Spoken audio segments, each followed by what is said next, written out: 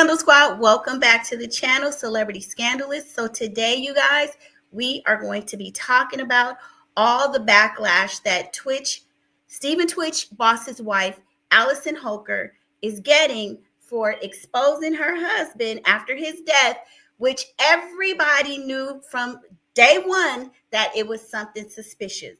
Okay, so a lot of people think that, let's just rewind a little bit. A lot of people think that his wife had something to do with his mysterious unaliving of himself. And I am on the fence about it, but please, y'all gotta stick with me. I'm gonna let you know what I think really happened. And it's not gonna be what everybody else thinks. This is gonna be a very unpopular opinion today, but y'all gotta stick with me, ride with me, and let's get into it. So before we get into her, we're going to watch a couple videos and kind of weigh in on what they're saying. Let's go back to when he first unalived himself. So we're going to watch a video, and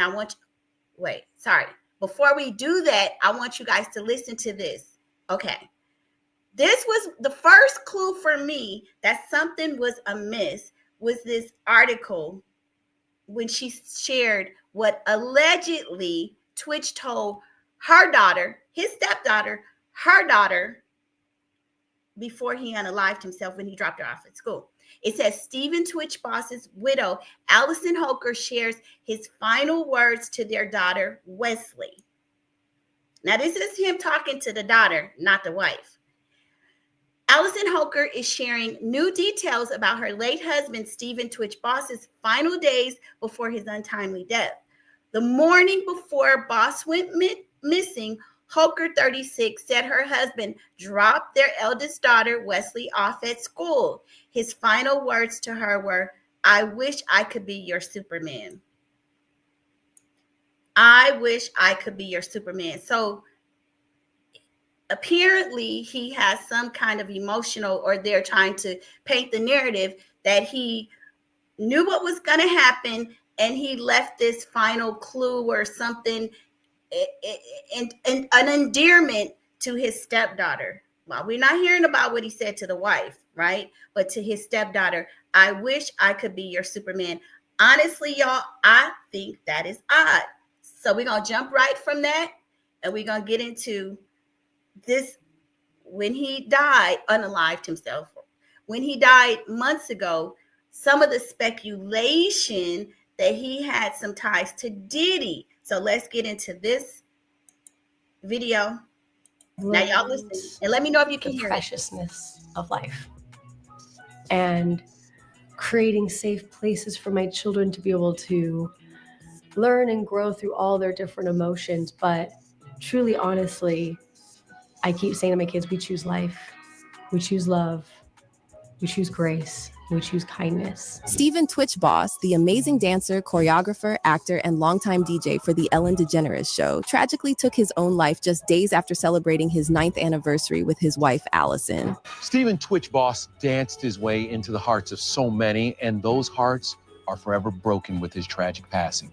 Welcome to Entertainment Tonight. It still doesn't seem real. No, it just does not seem real. Twitch's death resulting in an outpouring of love and reigniting conversations about mental health. Stephen Twitch Boss, the news of Twitch's passing has completely stunned everyone. He was the guy who always radiated positivity and seemed to have it all: a loving family and a thriving career with loads of friends and fans who absolutely adored him. Now, his wife Allison is opening up about the deep loss of her husband, and it's just getting more heartbreaking. On Tuesday, December 13th, Stephen Twitch Boss died by suicide at the age of 40, leaving everyone in total shock. If you've ever seen Twitch on So You Think You Can Dance or The Ellen Show, you know he was always the most upbeat guy around, totally living life to the fullest and loving the spotlight. Plus, his and his wife Allison's romance, it was like something straight out of a romance novel. They were seriously the definition of family goals for so many people. Twitch and Allison first crossed paths back in 2010 when they were both tearing it up on season 7 of So You Think You Can Dance. Right off the bat, they knew they were each other's forever person. Fast forward to June 2013, after 2.5 years of dating, Twitch totally surprised Allison during a TV commercial shoot by proposing with her parents there who had flown in just for the occasion. Allison Holker. Oh. Will you marry me? Yes.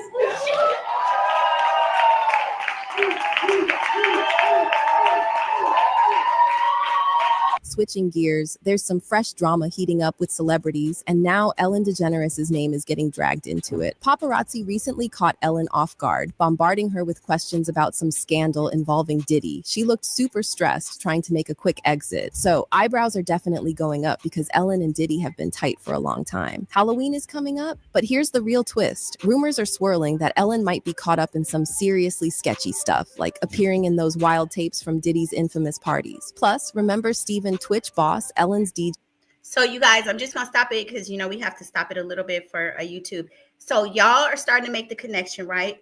Diddy, Twitch, and Ellen. Now, we know there have been some rumors about Ellen and some of the things that she's done with children, like this whole network. Even as of yesterday, there's a new, well, it's not really new, but with Jay-Z, with the allegations of him and minors. So y'all just keep all of this together. I know some people are going to think that's crazy, but these people, it's a network of people. It's a network of people. And I don't think anybody is above being guilty. who sadly passed away 2 years ago, there are whispers that Twitch knew too much about Ellen and Diddy's dealings and was silenced because of it. Some even say he got tangled in Diddy's drama and was blackmailed with some damning footage, connecting the dots between Twitch's sudden death and all the chaos surrounding Ellen and Diddy. It's tough not to suspect some shady dealings behind the scenes. First off, let's chat about Ellen DeGeneres and her connection to Diddy. Over the years, Diddy has popped up on Ellen's show plenty of times, and he's even thrown out invites to his legendary parties. There was this one time Ellen flat out asked Diddy on the show if she was getting an invite to his birthday bash, and Diddy was like, "I always invite you, but you never show up." But here's the scoop. Rumor has it that Ellen actually has hit up some of Diddy's bashes, just not the ones you chat about on daytime TV. During that same interview, Diddy even hinted at some wild after midnight parties, and Ellen played it cool, joking around like she knew all about those after parties. Now there's this viral clip going around of Ellen looking super jittery when a paparazzo asked her about all the drama surrounding Diddy. It's got everyone raising eyebrows, wondering why she seemed so nervous the moment Diddy's name came up. Seems a bit fishy, right? Ellen, were you surprised by the allegations about P. Diddy? Did that surprise you about P. Diddy? He's been on your show many times. Have you been to his parties?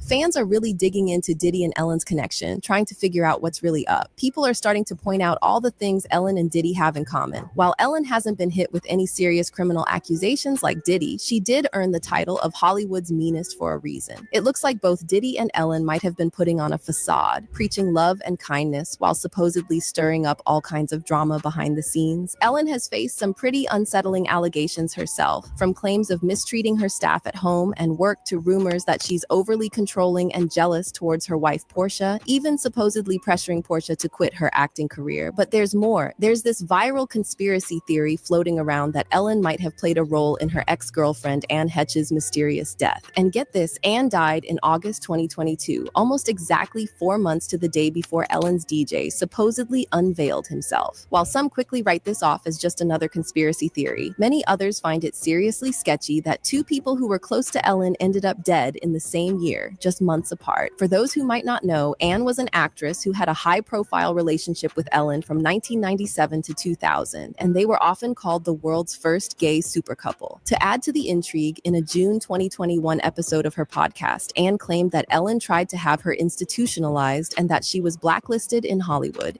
Every day of my life with her was reaching out to her to make peace. I think it was a very difficult thing for her to trust that I was a woman who could.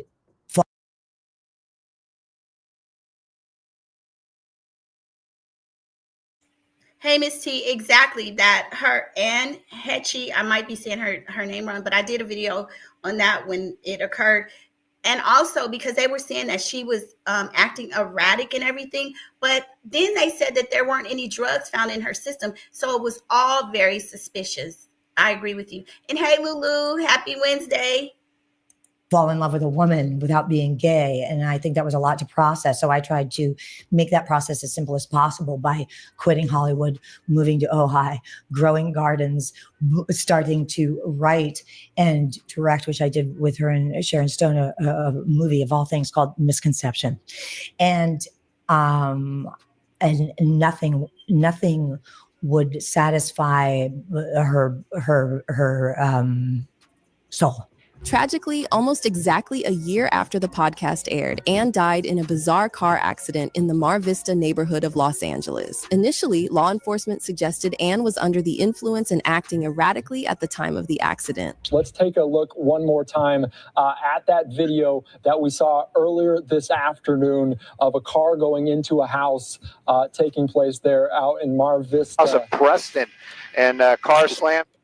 As we can see the helicopter video there of, because right before this accident occurred, she had went to like a little shop in Venice or somewhere like Venice Beach, and went to a little like boutique or wig shop, and they said that she seemed normal. Like they didn't say that she was acting weird or anything. So a lot of people have suspicions about what happened, and the fact that she was in her car. Like, did somebody tamper with her car? Now, because y'all know they're already saying that Diddy messed around with that guy's car who was, well, he allegedly exploded it, who was messing with Cassie. So we know that all of these people, some of the stuff that they can do, right?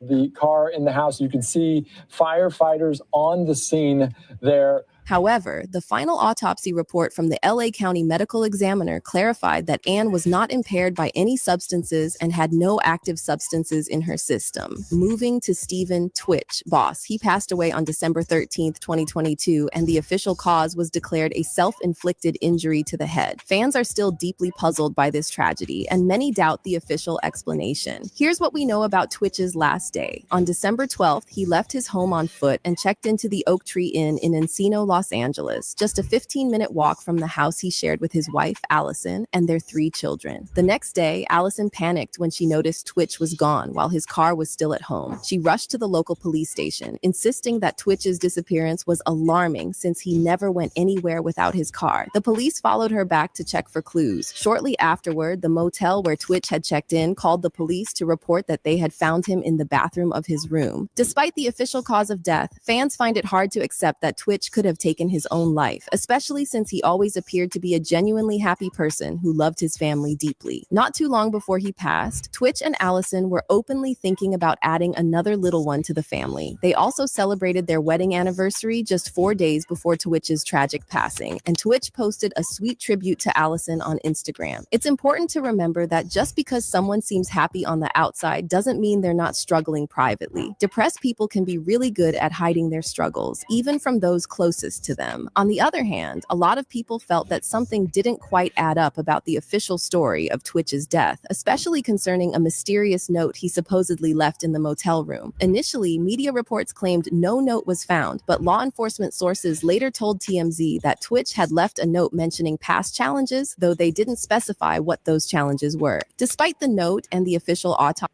Now that is weird, okay? He left a note saying that he was dealing with past challenges. And remember when this first came out, his wife acted like, oh, I don't know any challenges that he had. Our marriage was great, this and that. And so back then she was like, I didn't know him to be depressed. There was no signs. Remember that. And past challenges. What past challenges?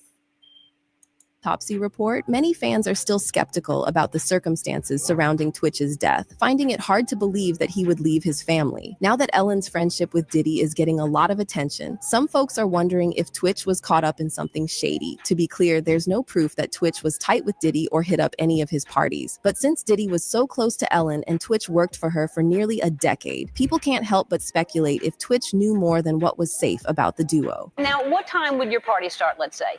Like 9:30. Really? That early? Yeah. I could make that. Yeah.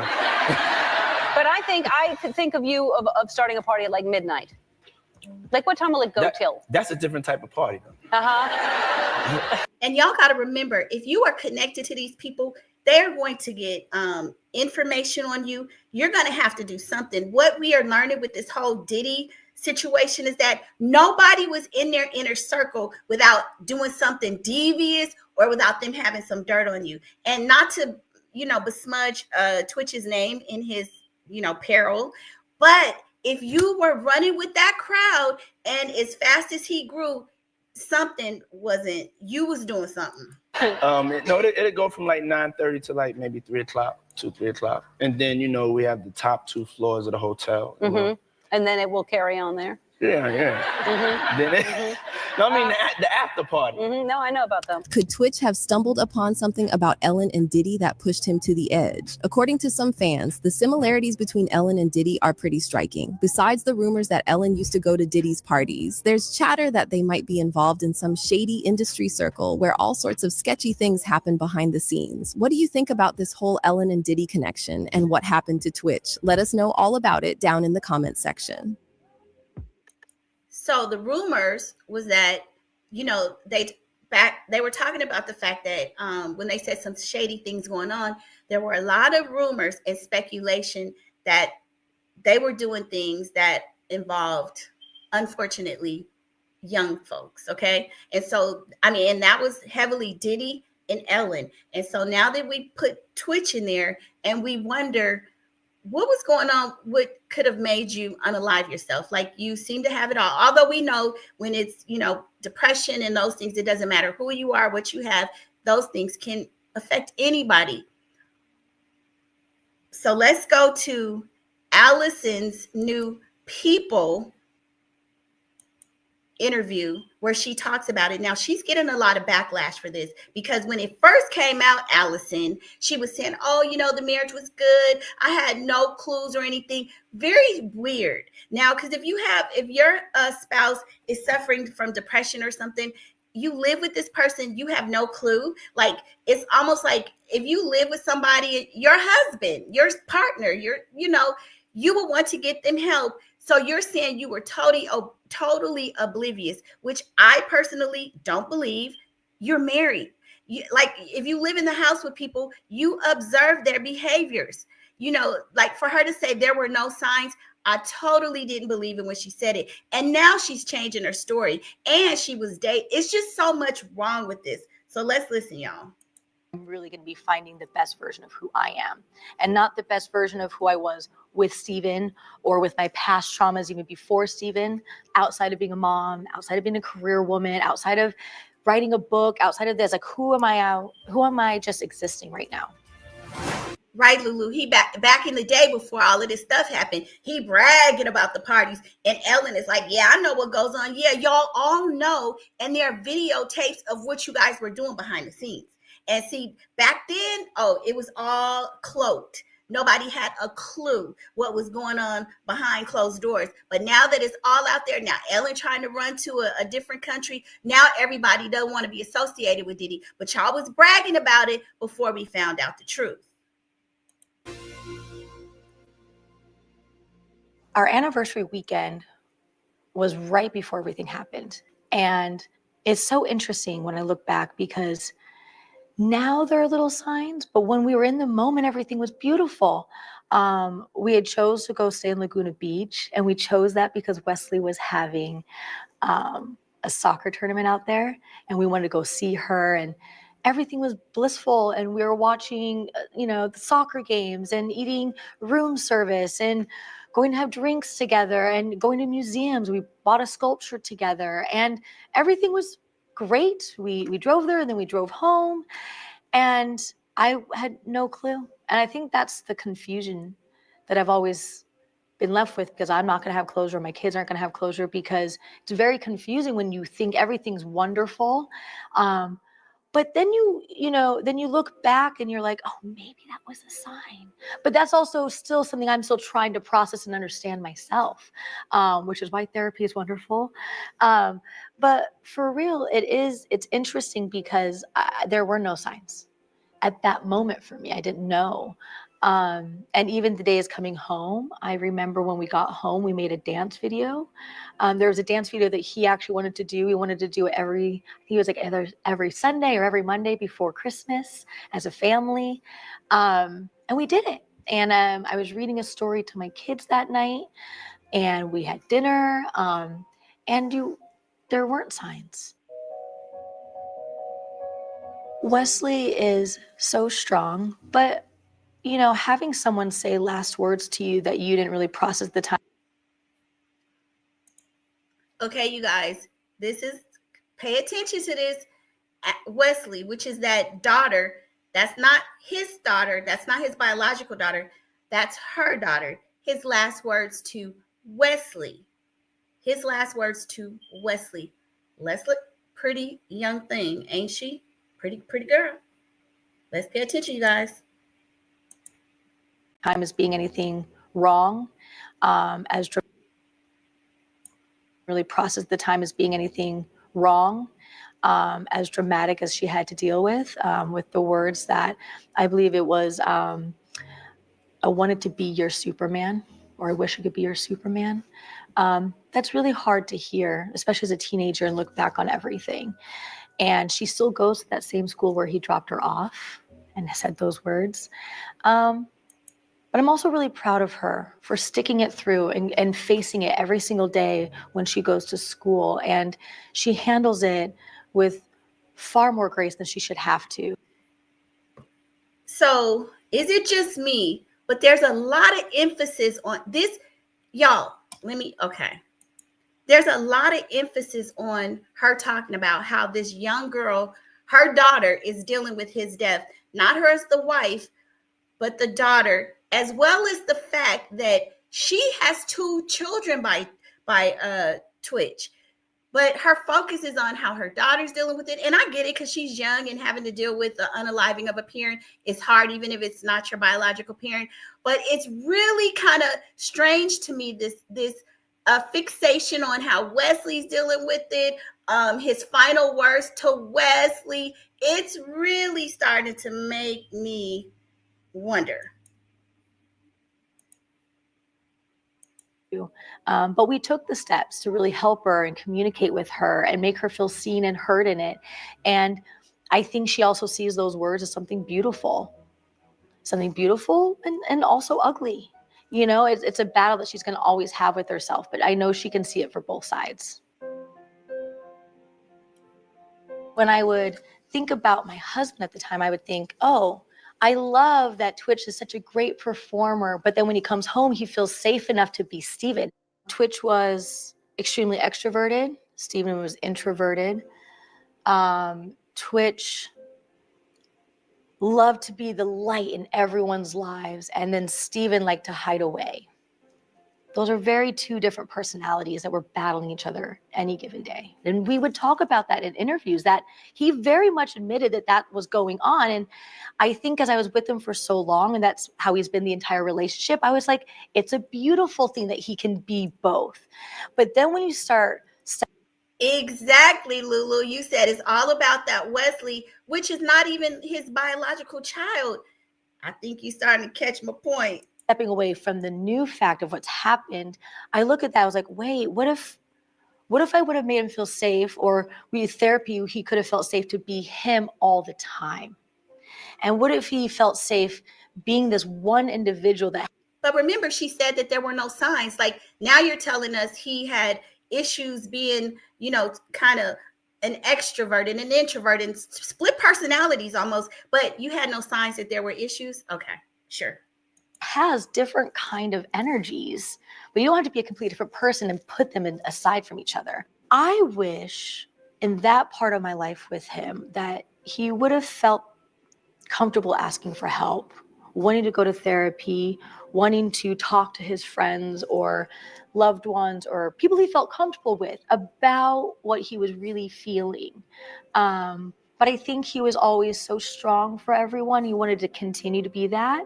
And that's what I've learned the most, is that even for myself, I've had some major lows, as I'm trying to figure this out and navigate this myself. And I'm very scared to ask for help. And I'm learning how much strength it actually shows when you decide to stand up for yourself and ask for help and finally lean on someone. I know for me, for the last 2 years, I felt like I wanted to get my kids through everything. I want to get my family through everything. And I want to get all my friends and all the fans and all these people that loved our family so much. I wanted to make sure I could carry them and get them through it. And then I realized, well, wait, I haven't taken a moment to also heal myself. And so it's like, I'm learning that what he experienced, I want to be an example of now and show other people they can do it.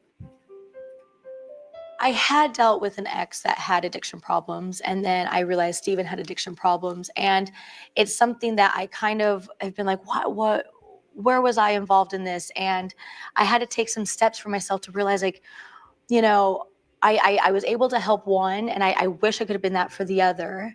But it's also not my job to do that. There was a moment I was with one of my really dear friends, and we were cleaning out the closet and picking out an outfit for him for the funeral. And it was a really triggering moment.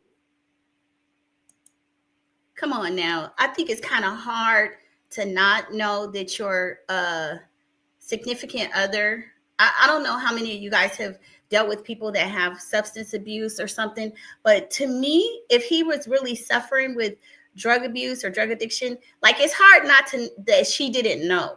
Like you are around the person. I've even seen like with my daughter, her friends who may visit, you know, in high school or whatever, occasionally, and you could tell like they smoking.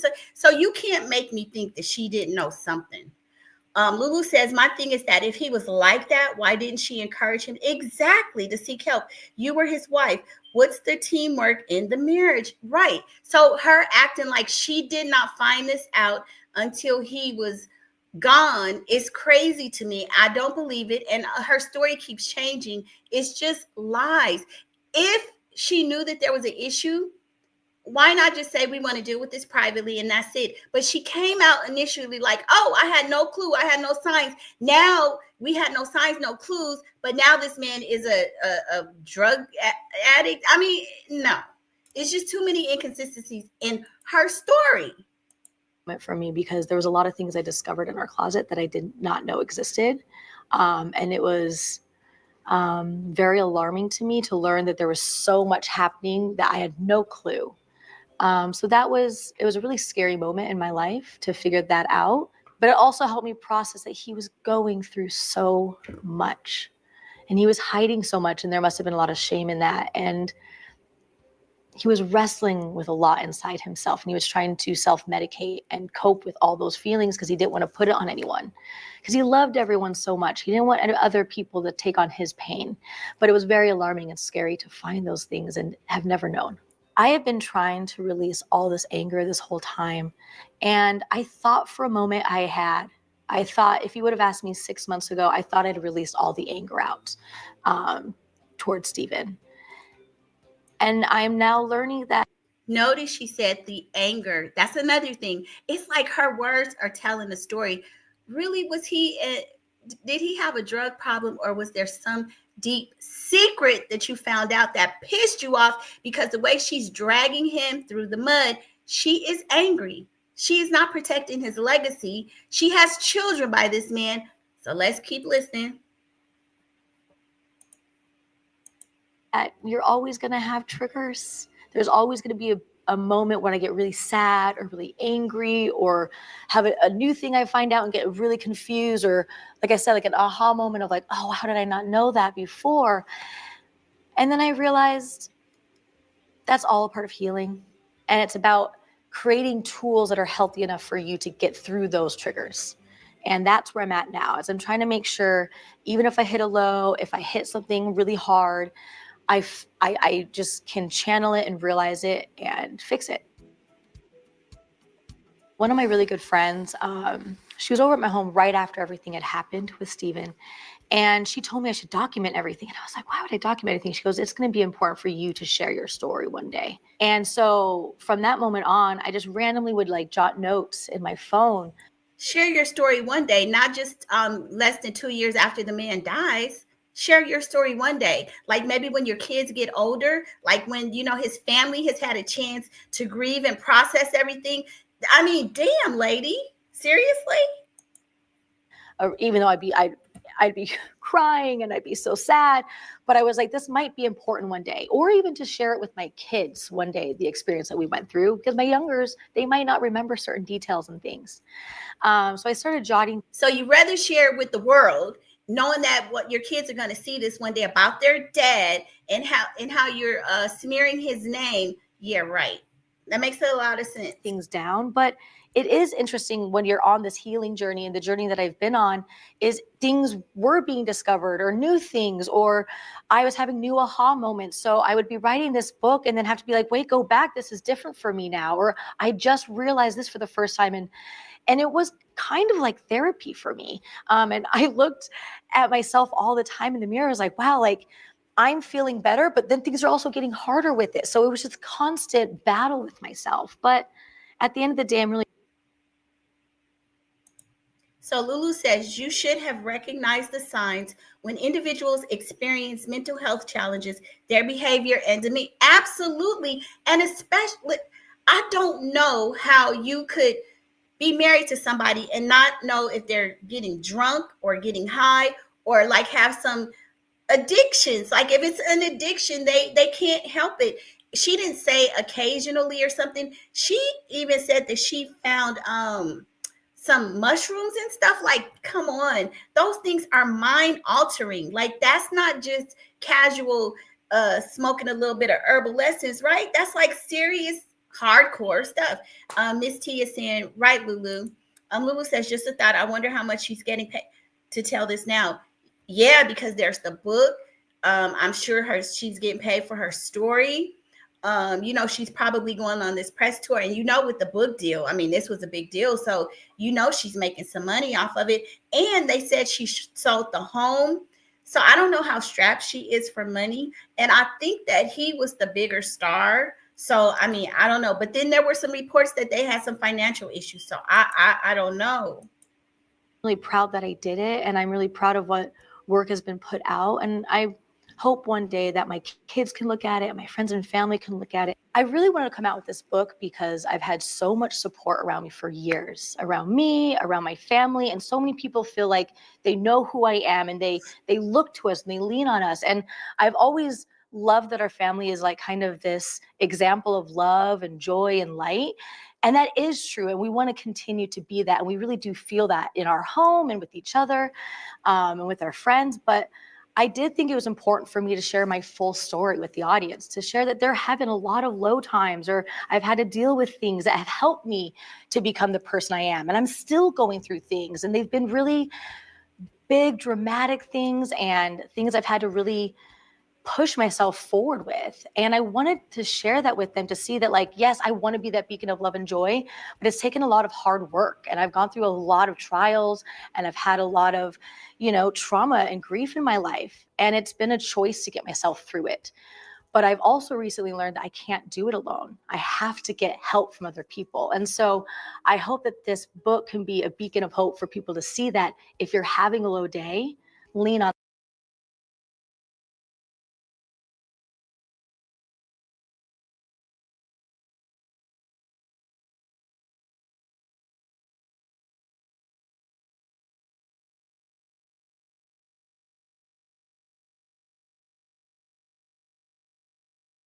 someone, and you can get that help to get better. Have that hard conversation, have that look at your friend's eyes and be honest with them about what you're going through, how you're feeling, and let them carry you for a second. And that's something I'm still learning, but I hope that the book can show you that if you take one step forward and just get to the next day, you're going to be okay.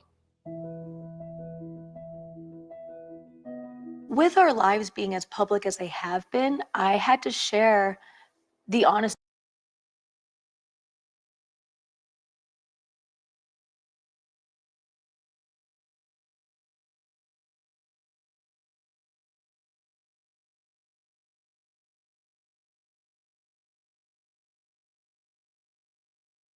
and the truth with my children far too soon, of what happened, what we were going to have to battle together, and the hard work that's going to go into us getting on the other side. I've had to have those hard conversations with them already.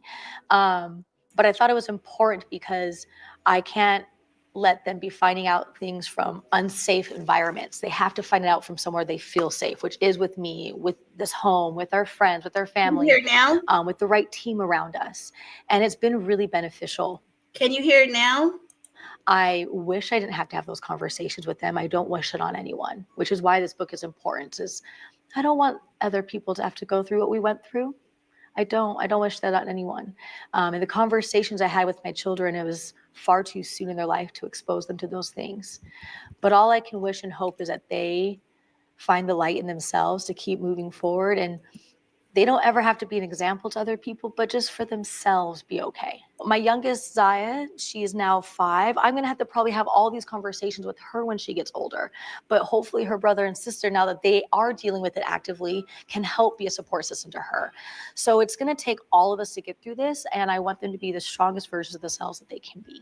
I want my kids to remember that they are their own individual self, and that this moment in their life does not define who they are. It is not their forever. It is a part of the story that builds their character. And as long as they remember that, they get to choose what. So Bring the Mess TV, just so you know, because I know you're just joining, we are going back and looking at her, how her story has changed over the course of since he first was found unalive. And I have an opinion about this. It's not going to be popular, but ride with me, ride with me. What side they sit on. And if they ask for the right people to help them, if they ask for the right support, they can get through this. And then they'll be on the other side. There's been a lot of questions about why I don't post about Stephen. And the truth is, it hurts me to sometimes look back and see pictures. It's very triggering. It was such a beautiful time, but then the stories have kind of turned and changed.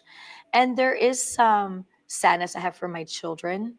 And it's also really important in my healing journey that people start to see me as me without him. And it's really important for people to see my children as individuals without him. Because now, that is the oddest thing, people to see you with. First of all, we didn't really know you. He was the star of the family, from what I know. And for your children to see, for people to see your children from apart from him, that's their father. So what are you talking about? Like, it's something that happened in his life that, you know, when parents are unalived or things happen, who says that? This whole thing is just weird. Because that is the reality now. And it's not that we can't ever honor him, but we don't have to honor him in front of everyone. Because every time I would step out in public, it was beautiful that people would come up to me and feel so connected to me because they've been following our family's journey for so long. But we would get approached with tears and sadness and people trying to hug us and trying to share their stories, which I would try to take on with.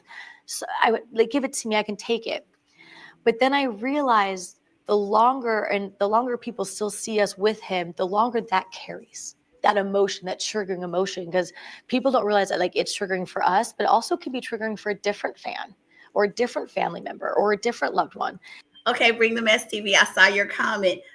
Okay, so a lot of people have an opinion about her. We're very suspicious as to whether or not did she do something to him. But I know, girl, when you hear my opinion, you're going to be like, oh, damn. So I can't wait for you to tell me. I'm going to let this play. Then we're going to jump on this one. Well, we ain't really jumping on her neck, but yeah, we're going to talk about it.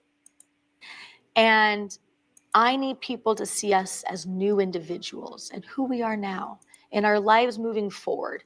And to be honest, I did see the change. The moment my family and I stepped forward and started posting ourselves by ourselves in a new energy and stepping forward, and my kids going back to sports, my kids going back to school, me getting back to work, it has helped change the lightness around us. And it's given us a little bit more freedom to move forward ourselves too, and not have to wear ourselves down with that energy. And if she wanted people to kind of move past this and she didn't want to have to relive it every time she goes out in public, why the hell you do a book? Huh? You're doing a press tour, man. That's going to make people even talk about it even more, because now you're getting backlash. This lady is crazy. I decided to take my ring off a couple months after, because I always turn my rings. And I always like twist them and play with them, and not even out of nerves. It's just kind of like I just constantly am turning my rings and like playing with my jewelry. And I would find myself doing it with my ring. It would immediately, even on a good day, I'd be turning my ring and it would immediately bring me back to like a memory or our wedding day or, you know, a memory with our children. And so I had to take it off so I didn't trigger myself constantly. I moved About a year ago. I feel like what I was able to do was let go of some of my darkness and find the light again. And it's not that darkness is something that you can avoid. You're going to have highs and lows in your life. And it just felt like I was starting to feel so heavy in carrying all these emotions and memories in my last home that were at a time really, really beautiful, but it started to take a turn. That I knew that we needed lighter energy around us, new memories, a new start, new furniture that wasn't holding on to all these old feelings and emotions. And so when we got here, everyone felt like they could take a fresh breath for the first time in a really long time. I know it sounds... But y'all remember, she got a new home and a new man now. Now, remember, she got the oldest daughter's one dad, and then another baby. I don't know if those two kids are by the same father. It was something crazy, but yeah. A new man, new home. Okay. Sounds really aggressive, but it kind of felt like for a while we were drowning in our emotions, which you do need to go through that. If I've learned anything through therapy, it's important to feel all those feels. But this home gave us a chance to like get ourselves out. It was a range of emotions because, you know, we were having to make decisions of even letting go of some pieces of furniture or pictures or clothing and items that maybe had memories tied to them that were so wonderful. And you're having to make all these really hard decisions. But every time I let go of something that I didn't feel was necessary to carry into my next chapter of my new life, it felt like I was releasing an energy with it every single time. And I think my kids did the same thing. We purged ourselves of these emotions, but it also gave us a chance to remember them. And so we could laugh with things, we could cry with things, we would have discussions and talk about it as a family. But it was a really big moment for our family to come together and decide together that we were going to move forward. I thought it was going to be very, very hard for me to accept love from someone. I thought it was going to be so difficult because I was like, am I betraying Steven by doing that? And then I did find love, and I feel happier than ever. I really do. And I'm really grateful that I made that choice to open myself up to it, because it's been the best decision I've made in a really, really, really long time. My love and partnership has a completely different energy and a completely different feel now. It feels like a love that's been lived with before. It feels like this is just our third time loving each other. It feels like it's my forever. It feels like it's my future and my support system. And I have such a calmness about this love. I have such a freedom in it, and I feel so... It's her forever? Steven wasn't your forever? Okay, ma'am. Gotcha. Okay. Safe and secure. And it's brought out a different side of me that I've never lived from. I feel like I lean in more to my feminine side, and I feel so much more alive, and I feel so loved. And so I'm so grateful that I very hesitantly allowed that to come into my life, because Adam is wonderful. I'm excited for my kids, their futures, and seeing them shine. I can see them laughing again. I see them opening themselves up and trying to figure out their futures and finding hobbies that they love to do. I'm excited about this love that I have now in my life and moving forward with that. I'm also excited that me and Weslie are going to be having a podcast coming out that we're starting right now. So there's some fun new projects that are keeping us moving forward, and we're understanding that our purpose is to really be there for other people through mental health and being examples to them. And we're kind of taking that head on and accepting that that's our new way of life. And I hope to be that for people. And so I'm looking forward to a new chapter where we can shine again.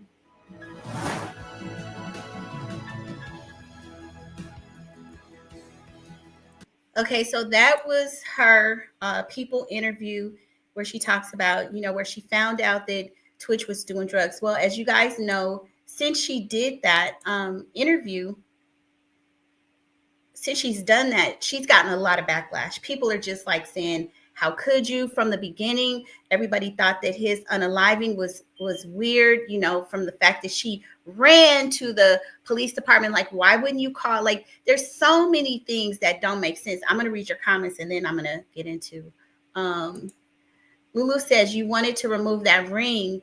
The children you share and should be a constant reminder, not the ring. Exactly. Like that, the kids are definitely a constant reminder. You can't get away from that. I mean, things happen, and I know you kind of want to move past the pain, you know, what they say, the 7 stages of grief and stuff. I get it, but this is kind of weird. Bring the Mess says this is, I know a lot of people. Bring the Mess says, did Twitch not love her? Did she not feel love with him? Okay, Bring the Mess, wait 1 second.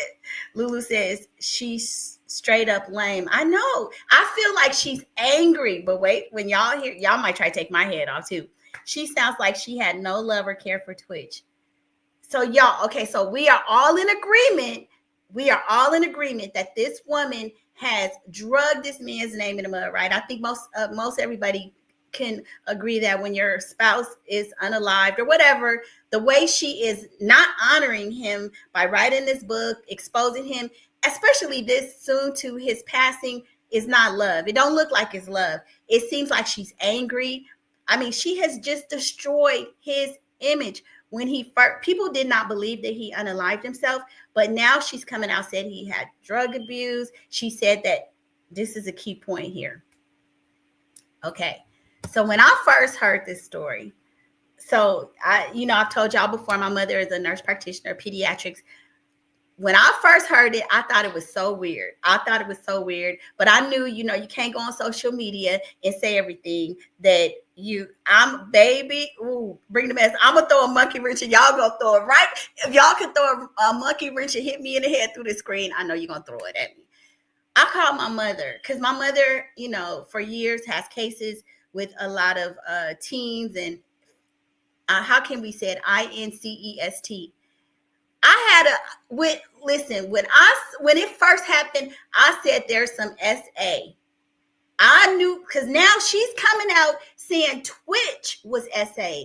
When I first heard this, I said, for me, I started looking at pictures, y'all. I was gonna go and read the article, but let's just jump right into it though. Let me give y'all some pictures that I was looking at way back in the day. Let me get these pictures. And it looks sus to me. I knew I had these pictures, y'all. Let me see. I want to show you guys what I saw. And why I thought things were kind of weird. Let's see, where are the pictures? Okay. I'm probably gonna have to refine it. Let me get the pictures, y'all. So talk in the chat real quick. I thought I had saved it.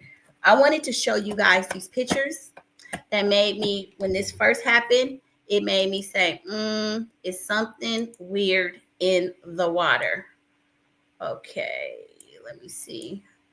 Y'all give me a second. I don't know where.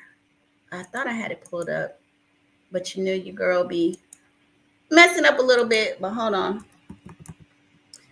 It'll just take me a second.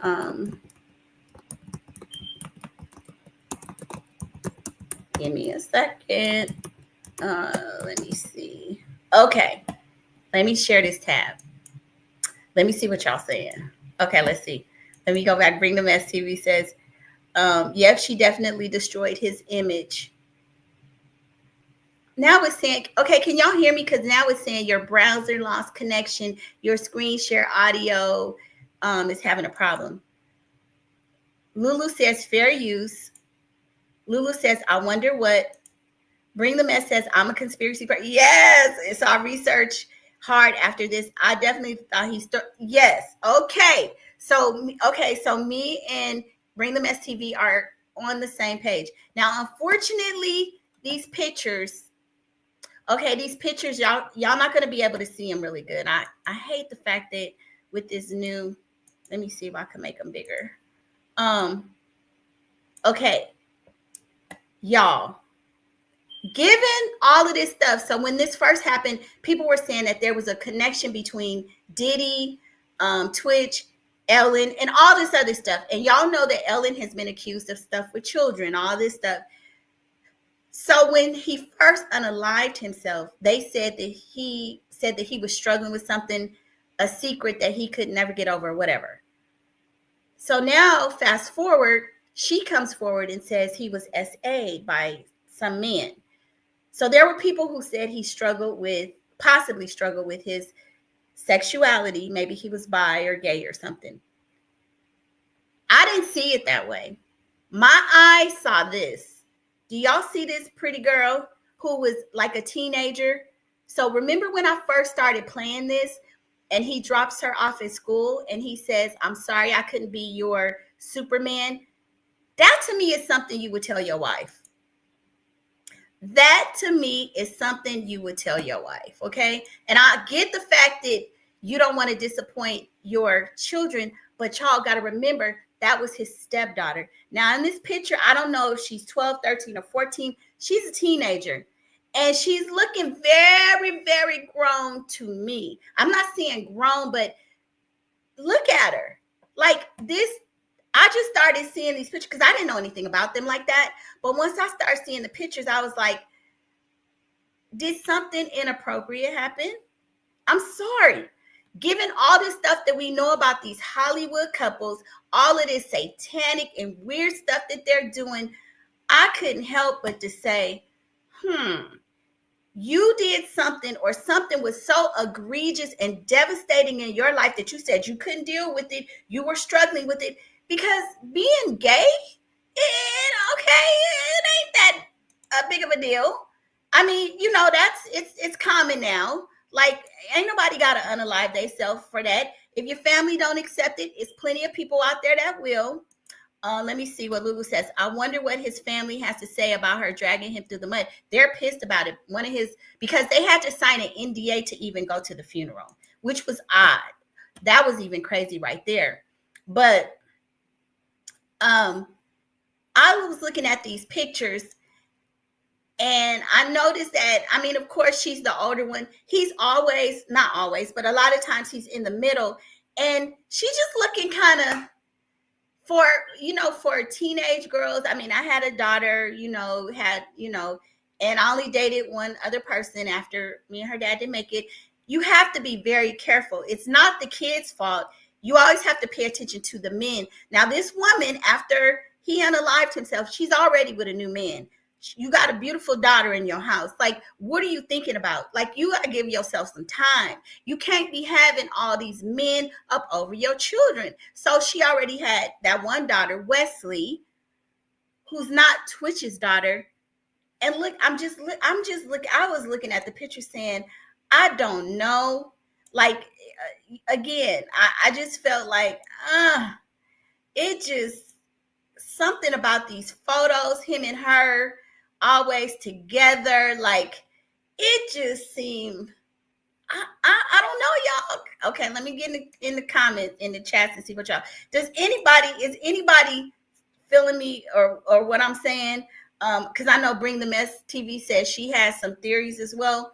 I feel like something could have happened, and I hate to feel that way, but look at I don't know if it was just a loving, doting stepdad, but the fact that this occurred when she's in that age, like if you start looking at the photos where she's getting older and, wearing makeup and everything, it just, like, some of the clothing, she was always up under this man. You know what I mean? It's like, I don't know, y'all. Look at these photos. This just, when I dated, we had a rule, you just got to be appropriate, because it's never the kids, but still, you don't ever want to put your kids out there so that somebody's looking at them, because if they do, then it's going to be a problem. And I had a stepdad, and even in my household, there was some modesty, and there's just a way that you respect yourself as well as not cause nothing. You know what I'm saying? So when I'm looking at this, I'm like, whoa. So Lulu says, I agree with you, Scandalous. I agree. Okay. I mean, I don't want to say something negative, but I'm just looking at these photos and I'm like, is it possible that that something happened and he just started feeling, because this is her when she was younger, and then she blossoms. Y'all, sorry. She blossoms into this very gorgeous young lady. And, you know, some people are going to be like, oh, you know, we're no. This industry is notorious for doing things to young people. We see it all the time. I mean, look at these photos. She's always by him. It's just, I don't know. It's like, are you the second one? I can't even say it, but it's just, look at that. Are y'all seeing this?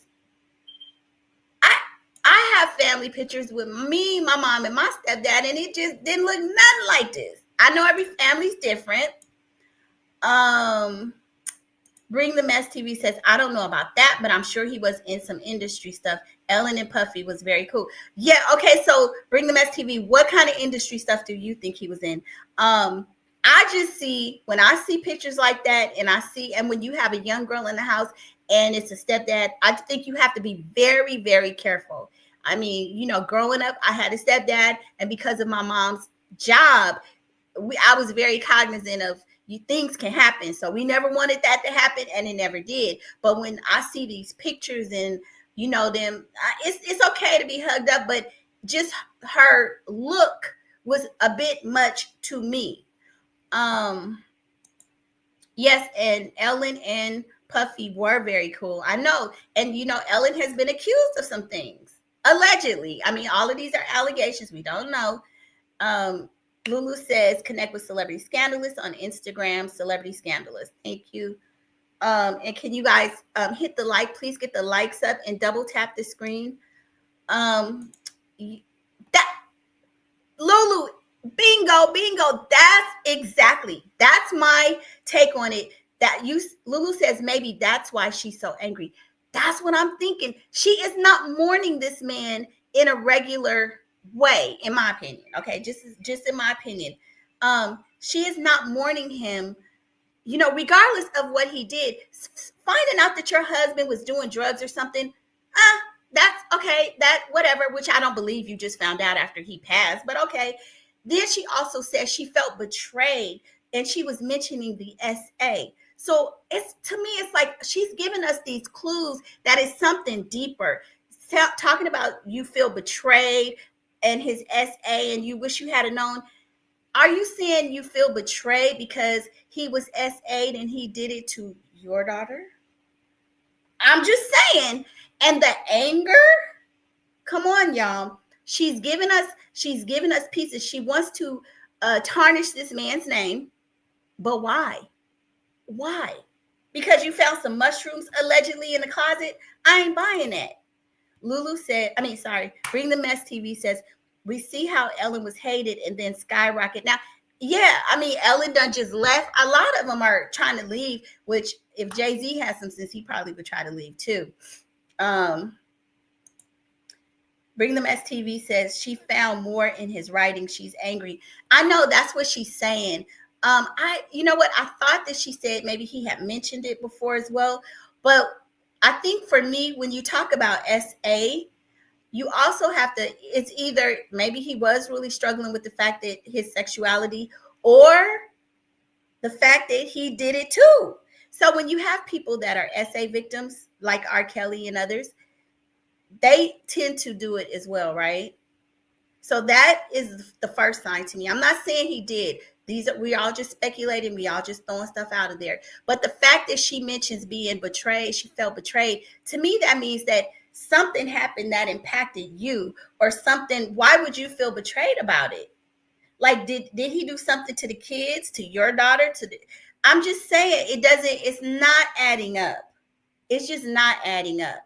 And the fact that she is angry, it's like she has no, I mean, of course she can't come out here and just drag the man. You know, she wrote this book, so she has to act like she has some empathy, you know, because you just can't do that to a person that passed. But the way she's coming out here, dragging his name, making them sign NDAs. Another issue that is a red flag is the fact that she won't let his family, his mother, see the kids. That's crazy. Why not? That's like, you're not mourning this man's death like as a family. You know, like if somebody passes, it's like, okay, I want my kids to have their grandparents in their lives or something like that. It's like she's punishing his family.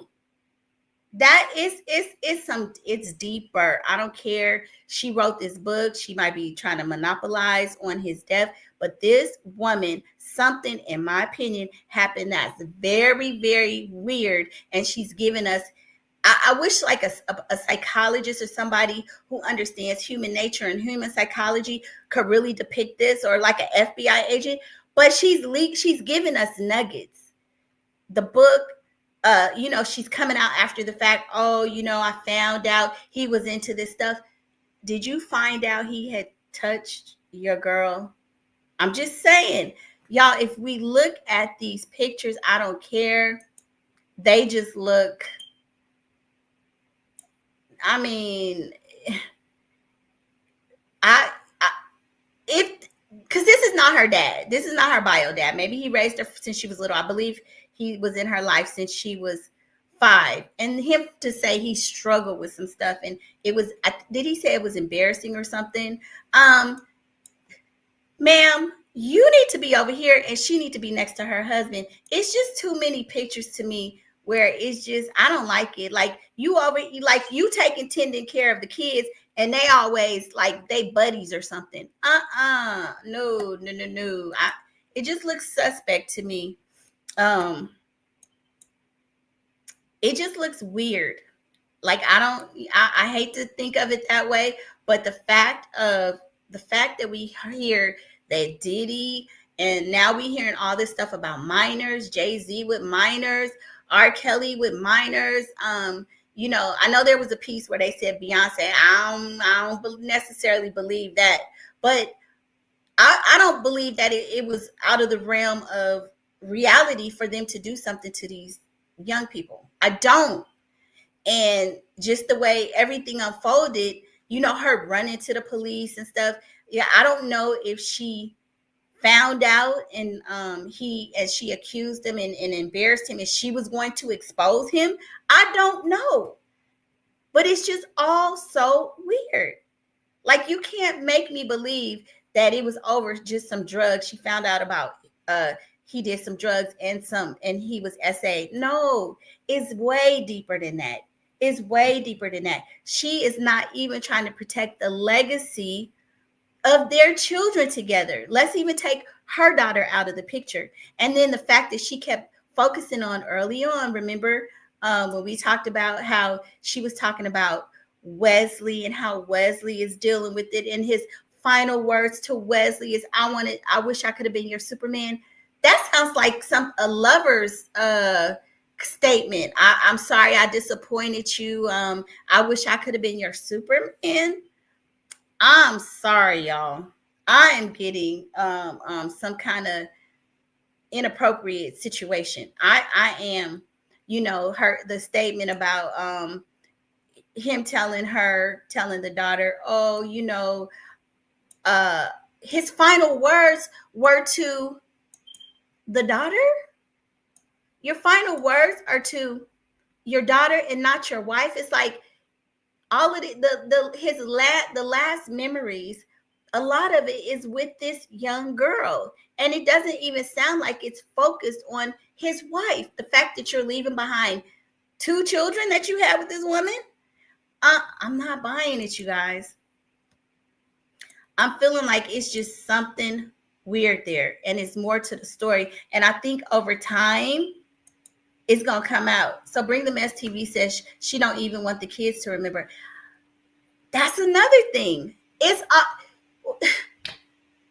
I know Bring the Mess TV, you say you have another theory, but even that is almost like he did something so, what's the word? So bad or so, egregious that she wants to wipe his memory.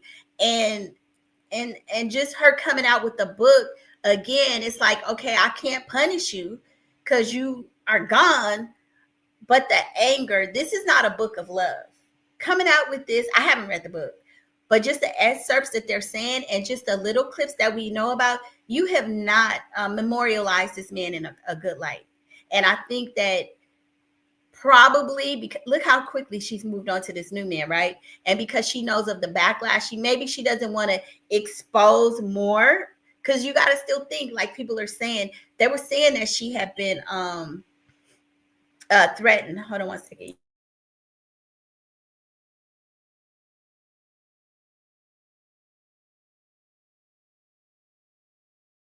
Lulu says perhaps they were facing difficulties and she considered leaving, which might have contributed to his tragic decision to end his life. That could be too. I mean, but in the beginning, though, she says that everything was perfect. But I mean, clearly we see that she's changing her story and she's lying. But that could be. But even if she was gonna leave, why would he take his life though? I feel like unless you're really, really depressed, and when he said something like he was dealing with demons and stuff like that, things that he couldn't get over, that it must be something. Maybe let me see if I could find that. I think he did leave a letter. They said he did leave a letter. Lulu says, seems fishy. She moved on too fast. I know, right? She has definitely moved on. And I understand people can't mourn somebody forever, but let me see if I thought that there was a letter, but let me see. Did Twitch boss leave a note? Okay, let's see here. Because I thought that the police, that they said, okay, so let's see this right here. I'm going to share this tab here. I hope I can get it because you know how some of them are. It says, the note that Stephen Twitch boss left led investigators to rule death a, dancer and beloved Ellen DeGeneres Show sidekick Stephen Twitch boss left a note before he put a gun, to his head, the Times has confirmed. Contents of the note, were not revealed, but led investigators to conclude that boss's death was, according to people familiar with the investigation, but who were not authorized to speak about it publicly. And so another thing that we know about Los Angeles, just like where Kim Porter died, is that they oftentimes, in Los Angeles, when they have the coroner's office, a lot of this stuff could possibly be untrue. They cover up a lot, right? So we know LA deaths, there have been so many that have been investigated after the fact because they just feel like it wasn't, the information that they provided is not true. So I haven't seen what the contents of his note was. And Lulu says fair use. Thank you, Lulu. Fair use. Can y'all please hit the like button? So I don't know, y'all. So he did bring the Mess TV. He did leave a letter, but I don't know that he left it to her. But to the young girl, he did, kind of, I guess, try to leave her, an apology, I guess, because he knew what was to come. Which, again, to me is very, very weird. Like, what about your wife? You're leaving this woman. You're going to leave her with 3 children, with all of this, with these bills, with this home, all the struggles. And they have been talking about having another baby. And I do remember they said initially, that he didn't want one. He didn't want one. But let's look at the let's look at what they're saying. His family blasts Allison about what she did. So it says Stephen Twitch boss's family blasts Allison Holker for airing out his alleged drug use and forcing NDAs to attend his funeral. All of this stuff is so weird. Twitch's family and friends are blasting his wife, Allison Holker, for airing out his drug abuse and for allegedly making them sign NDAs in order to attend his funeral. Who has to sign an NDA to attend a funeral?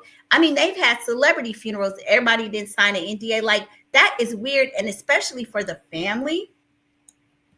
Shortly after Holker's new interview with People dropped on Tuesday, in which she addressed her husband's tragic death in 2022, One of Boss's cousins, Elle, took to X to defend her late family member. He wasn't an addict. He smoked weed and was actively trying to quit.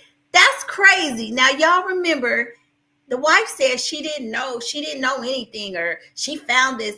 Well, if his cousin knew, who I'm assuming didn't live with him, that he smoked a little bit of herbal essence, you didn't know? I mean, really? And I mean, that's legal in most places. I know if they're in California, it was legal back in 2022. So why would him being an addict even be an issue? Because it was legal. I mean, they don't even consider that an addiction. He smoked weed and was actively trying to quit. He wasn't some junkie, she tweeted, adding that Holker has allegedly kept Boss's 3 kids, Weslie, whom he adopted, Maddox, 8, and Zaya, 5, from seeing the relatives. I'm so tired of keeping my effing mouth shut, bro. You did our family so MFing dirty, she added in a separate tweet, before alleging that Holker made Boss's family and friends sign NDAs to attend his funeral. Yeah, I have never heard of nothing like that for a family member ever. That is the weirdest thing. Bring Them STV says it's been 2 years, so I guess that's enough time for her to move on and date somebody else, or for her to Bring Them STV. Are you saying that's enough time for her to like write this book? Because I think writing the book I think all of it is too soon, though.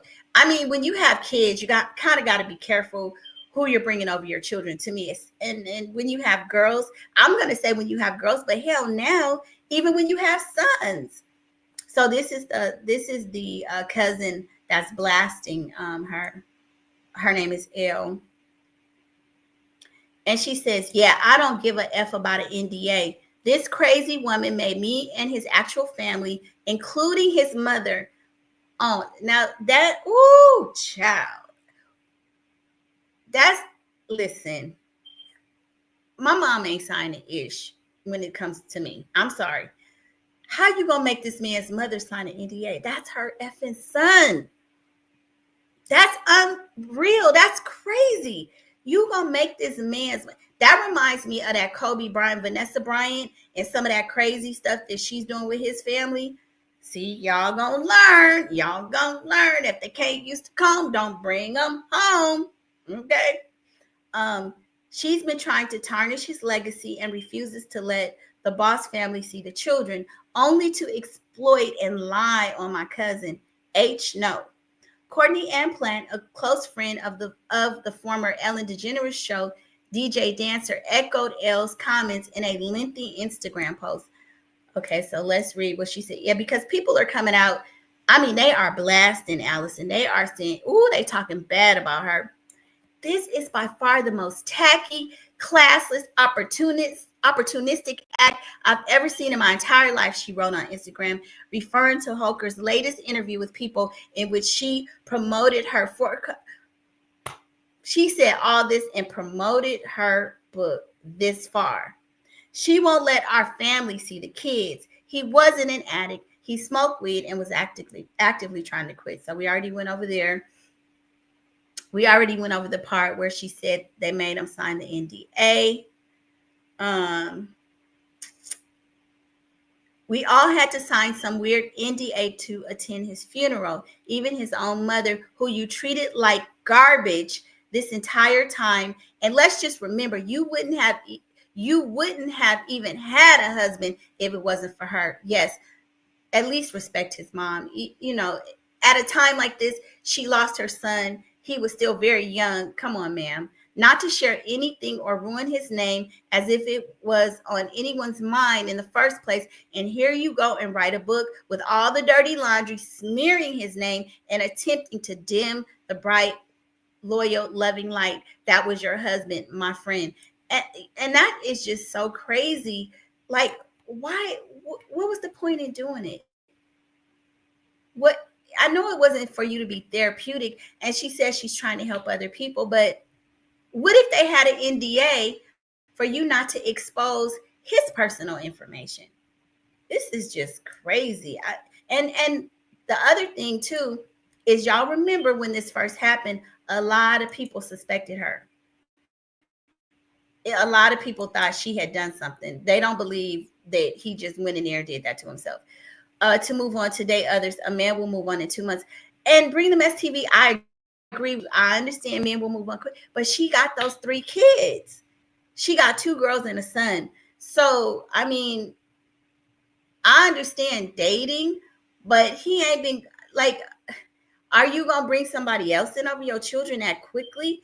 I think a lot of times, because we stories about mothers having these children and then the boyfriend unalives them or something, I think you got to be careful. And I think it takes time. And I mean, who am I to say what she should be focusing on? But it's like, girl, what about the kids? What about your children? It says Platt, who claimed Holker dropped Boss's last name. That's another thing. She dropped his last name from her social media platforms 48 hours. She hadn't even buried the man, y'all. 48 hours after he passed.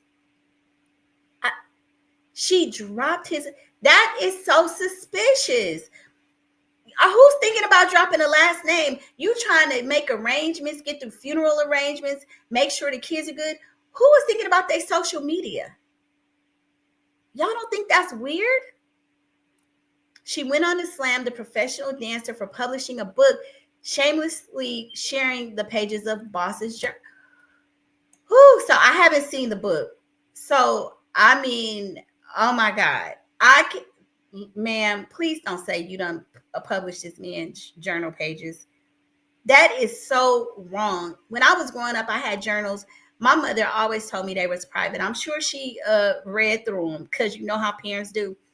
But who would publish somebody's personal notes? This man cannot RIP because of your ass. You know that's wrong. You publish it. Y'all, I must have misread that. I know this woman ain't publishing. I know this woman is not that low where she publishing this man's pages of his journal. It says, what a joke. Yes, he took his own life is a fact all of us still can't fathom. And he was clearly having mental health issues, hurting so deeply. And this is your example of empathy, of your love. The former Knicks city dancer 36 wrote, this smear campaign for a buck is absolutely not he would have ever wanted. No matter how bad he was hurting, not for 1 second. You're a living, breathing bulldozer. Stick to your own demons. Shame on you, Allison. Shame on your money-hungry team. Let my friend rest in peace. I have to agree. It's not even, maybe 5 years would have been appropriate. Maybe a decade, because, you know, a lot of these NDAs, they tell you, like, you can't disclose personal information about somebody for at least a decade after they die, but you would never think that you would have to tell your wife that. So this person goes on to say, now this is a long one. Let me see if I could make it bigger. Courtney Plant says, she says, anyone who knows me knows I go straight to source during a conflict and handle my business. But since there's clearly no shame in being so public, I haven't said a word in 2 years, but here I go. So she ready to let in on Allison. She says, I was there the moment you both connected. I was there the day you got engaged. I stood by your side on your wedding day. I was in your home the day he died. I was by your side because your husband was my family. It didn't matter how often we spoke, how often we saw each other. We were bonded forever. This is by far the most tacky, classless, opportunistic act I've ever seen in my entire life. We all had to sign some weird NDA to attend his funeral. Even his own mother, who you treated like garbage the entire time. Let's just remember you wouldn't even have a husband if it wasn't for her. Not to share anything or ruin his name as if that was on anyone's mind in the first place. And here you go and write a book with all the dirty laundry, smearing his name and attempting to dim the bright, loyal, loving light that was your husband, my friend. Whether any of it is true or not is actually beside the point. This is how you protect the boss name you so quickly dropped on your social media platform 48 hours after he passed. His legacy. This is how you protect his children from any further humiliation, hurt, and despair. This is what you want them to remember about him. You have moved on. You're living your life, and you're on every red carpet you can get on, every celebrity row you can sit in, every magazine you can be in, and you needed to do this. Get a journal, a therapist, a friend, but publishing a book, shamelessly sharing the pages of your husband's journal. People magazine, what a joke. Yes, he took his own life, which is a fact all of us still can't fathom, and he was clearly having mental issues, hurting so deeply, and this is your example of empathy, of your love. This smear campaign for a buck is absolutely not what he would have ever wanted, no matter how bad he was hurting, not for a second. You're a living, breathing bulldozer. Stick to your own mother effing demons. I added that. Shame on you, Allison. Shame on you, you and your money hungry team. Let my friend rest in peace. So I repeated a lot of it, but this is a picture of him when he was younger with his mom and his brother. Pretty mom too. She looks good. And again, the brothers. So it says Boss Brothers reshare Platt's post on their Instagram stories. Page 6 has reached out to Holker's rep for comment, but did not immediately hear back. The backlash for Holker came after her new interview was released, in which she revealed she found a cornucopia of, drugs inside Boss's shoeboxes after his death. Again, why do we need to know that? She said she wanted to share the story in order to hopefully help save someone else. Girl, you ain't helping nobody, because we can't see past the help, because people are still trying to understand why you're doing it. I'm just going to say this. You ain't helping nobody. You pissing more people off than anything. Despite the backlash, some fans showed their support for her candid interview on social media. I don't know who showed support, because most people, again, here go the picture with this young girl in the family. Y'all could say what you want. One fan argued that it's wild Boss's relatives are tearing Allison Holker down for speaking out about his alleged addiction. There's a time and place for everything, you fan, okay? There's a time and place for everything. This ain't the time right now. We still trying to wrap our heads around. It's all so suspicious. Her story keeps changing. Lies, lies, lies, like Candy says. She is allowed to share what she's gone through, absolutely, and to do it so she can be transparent and help others in the process. But she claimed that she was trying to put this all behind her because she didn't want her kids going through it all the time. So which is it, ma'am? You're on the fence. Let us know. Another fan lauded the mom of 3 for being such a brave woman after Boss's passing. The Magic Mike XXL star died December 13, 2022. He was 40 years old. So y'all, this is, let me see. So Bring the Mess says, you can't tell me she didn't have something to do with it. I know a lot of people are saying that she did. Dropping his name into that. I know that's another sign. I saw on some podcast that they're trying to see if they can get the case reopened, because people are saying now this is with all of this new information coming out that, usually they look at the spouse. That's the first person they point fingers at, right? So people are saying they need to go back and reopen this case. And we know LA is notorious for having these cases closed and something happened, just like with Whitney Houston. And, the reports, the coroner reports don't match what really occurred. Like, it could be suspicious. Lulu says, let's get the likes up. Yes, thank you. And hearts. And double tap the screen, please. Lulu says, bingo, Bring the Mess TV. Yeah. That's crazy. Just hearing that she dropped his name 48 hours after. Like, most people wouldn't even be thinking about nothing like that. You wouldn't even be worried about, you would not even be worried about your social media. You would still be in mourning. You would still be grieving, and you had the time to drop his name. You guys are still married. Like, legally, that's still your last name.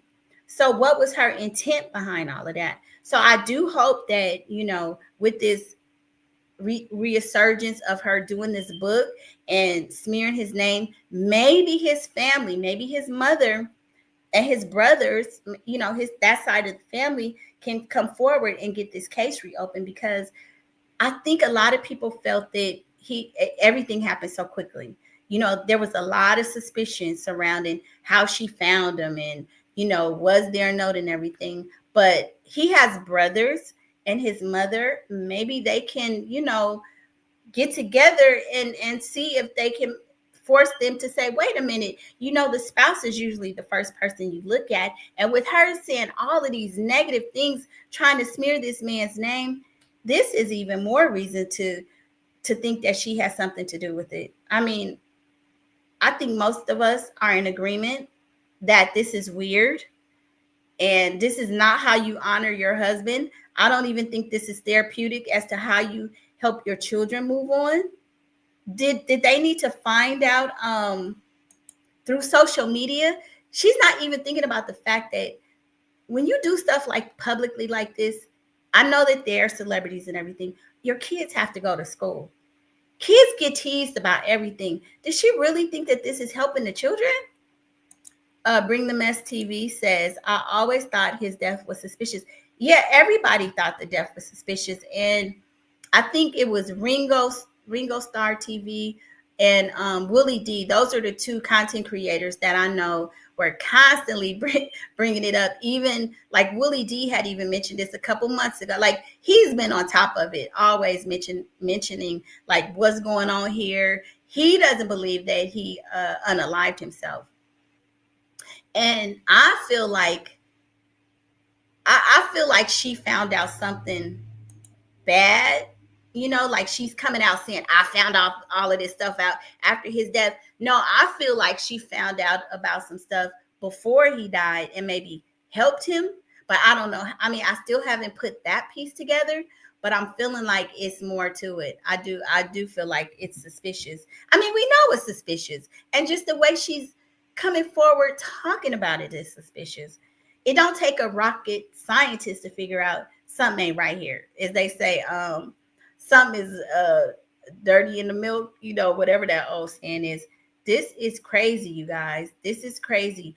This woman, I'm going to say, she wants us to really dislike him, you know, changing her name, not letting his family see the kids.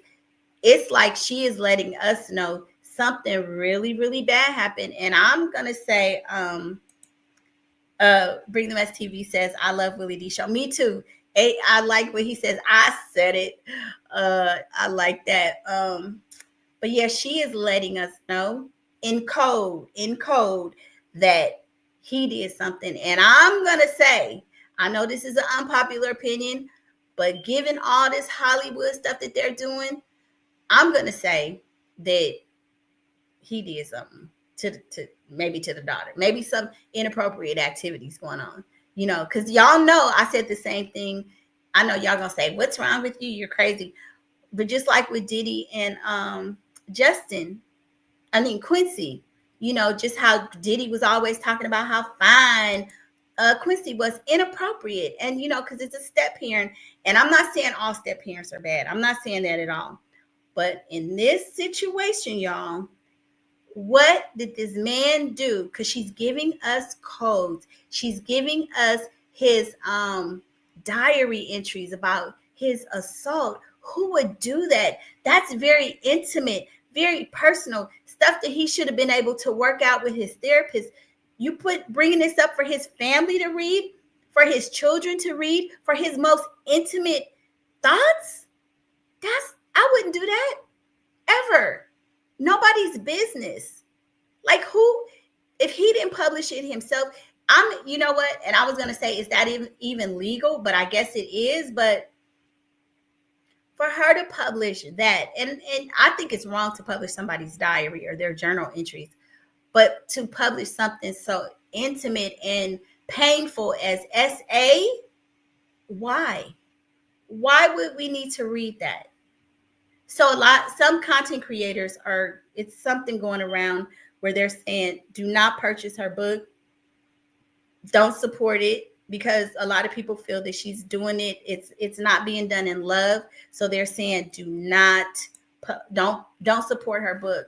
Lulu says personal. I know, like, why would you even put something out there like that? You know, why would you publish something where somebody is pouring out their heart with something tragic that they dealt with? That's probably devastating and humiliating and just painful, and clearly painful enough, allegedly, that he took his life. And you think it's something that you need to share with the world? Lulu says it's all about exactly all about the Benjamins. They could care less. They don't give a dang about. I mean, we see that she's already moved on. She don't want his last name. I mean, she already got a new man, which, okay, like Bring the Mess TV says, it's soon enough it's been long enough for her to move on, but you profited too. So when you talk about you want to do something to help people, then why not do it in a different form? Why do something you're monetizing on this? Are you really doing this to help people? Or are you doing it to help your pockets? You know what I'm saying? You're doing this to help your pockets. You're not doing this to help other people. You're doing this to help yourself. And you're doing it at the detriment of his children and his family, his mother, his brothers, his relatives. Like, you don't give a damn. Honestly, I have never seen nothing like this. This lady, I just saw Wicked. This lady is the Wicked Witch. Well, we know that the Wicked Witch wasn't really wicked, but this woman should be the Green Wicked Witch. What she's doing is horrible, in my opinion. Of course, it's just my opinion because I'm the one talking. But what she's doing is awful. I don't even see how People Magazine, these magazines, they don't give a damn. They out here to make money. They will sell your story. They don't care. They feel like if she gonna smear his name, hell, let us help you do it. We can make a dime off of it. But I don't know. Lulu is laughing. I can't think of anything similar to this. Can y'all think of any other celebrity scandal or death or anything that has happened that's been this terrible, like where somebody just did something so horrible? I can't think of anything similar in recent history. I can't.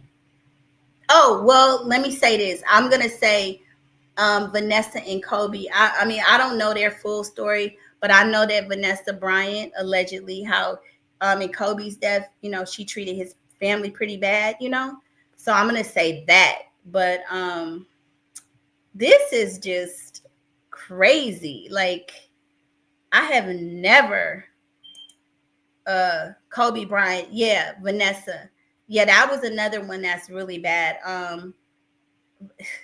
That lady, and it was so tragic what she went through. So, I understand people, like, when stuff like this happen, you have to be careful how you talk about people.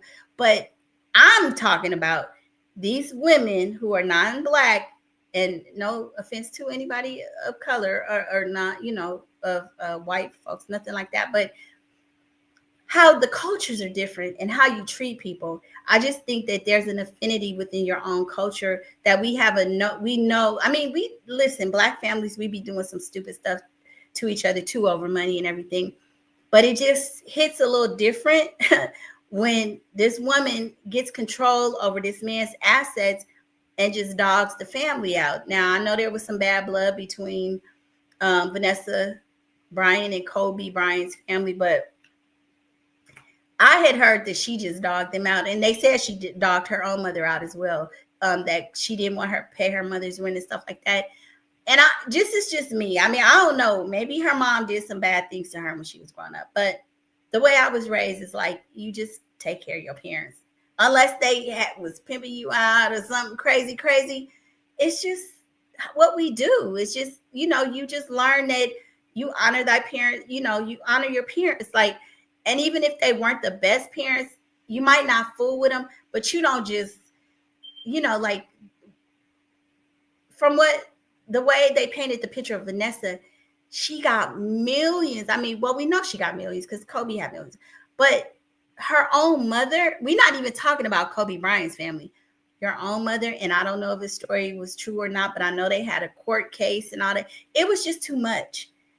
After you lose a husband and a child, it seems like that's a time for you to just be trusting God, and who gives a damn about the money? You got so much money, lady, take this money, get out of my. I don't know, but it was from what I remember, it was some bad blood. But this thing right here, this Allison Holker stuff, I think we're not hearing the last of it. I think there's going to be more things to come out.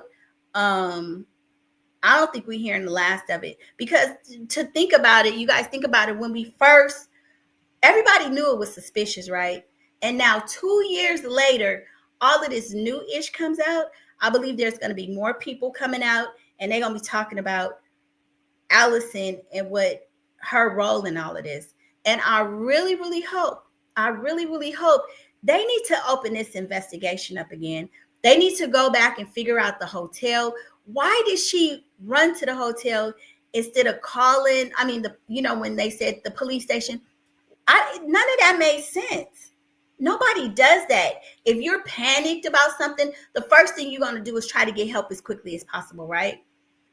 I mean, I got to go back over the details. I know Ringo TV, I think he's doing a marathon about it, and he's going through all of the old footage and all the old videos and everything. But all of this is really not adding up, and they really need to go back and open this case up again. I think they closed it too quickly. This whole thing that they ruled it inside, because there has also been rumors that she was being blackmailed. And if she was, about what? About what? I don't even know if that's true. But remember also, what was his name? Columbus Short. Remember when he came out, when this first happened? Bring the Mess TV says she agrees. You guys don't forget, go check out her channel too. Girl, I just saw something where you said that you done with some parts of the country ways story. I said, what? After you trying to get us all into it, Bring the Mess TV says she needed to clean up the scene. So you think that's why? Okay, so she went to the. So you think she went to the hotel, and then some people think that she with some other people lured him there, right? And or that she paid somebody. It's just crazy, like the whole situation. But I feel like they closed the case too soon. And the fact that they said it was unalive and like he did it himself, that was just so that they didn't have to do a further investigation. So, because they do sloppy police work.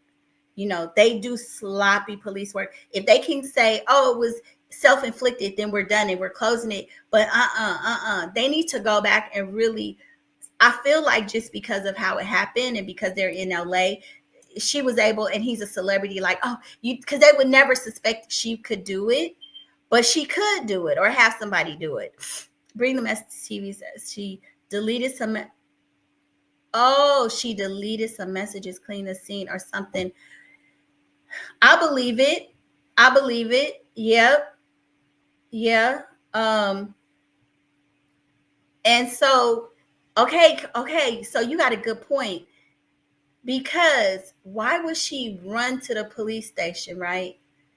So basically what you're saying is that, I'm just saying from her perspective, she didn't drive nowhere. So she's giving herself time. Like, if they start looking at a timeline, what time did the person do this, and this, and this?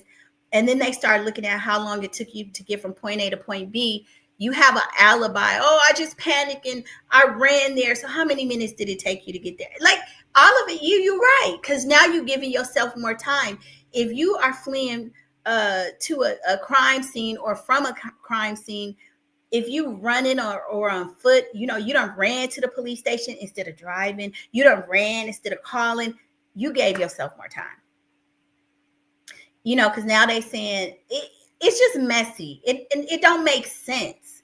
It does not make sense. And then I think they said he went there and that night he didn't come home or something. Like, how many were there missed messages on his phone? Were you trying to call him? You know, like what kind of evidence do we have that where were you? Because, you know, they could ping your phone. Like, were you at home? Were you literally calling? You know, because they can trace all that stuff. Like, I just don't feel like they probably did enough forensic investigation. I think they just took her word, the grieving spouse, and found him at a hotel. And that's even crazy. He went to the hotel and he did it there. I'm not saying people don't do that, but maybe somebody helped him go there so that it didn't mess up your house. I don't know. I'm just thinking outside the box here. Because a lot of times when people are doing stuff like that, they do it at home, right? Like you went, okay, so Bring the Mess TV says police will never check that when the spouse said. Exactly. Right. And so they did it so quickly.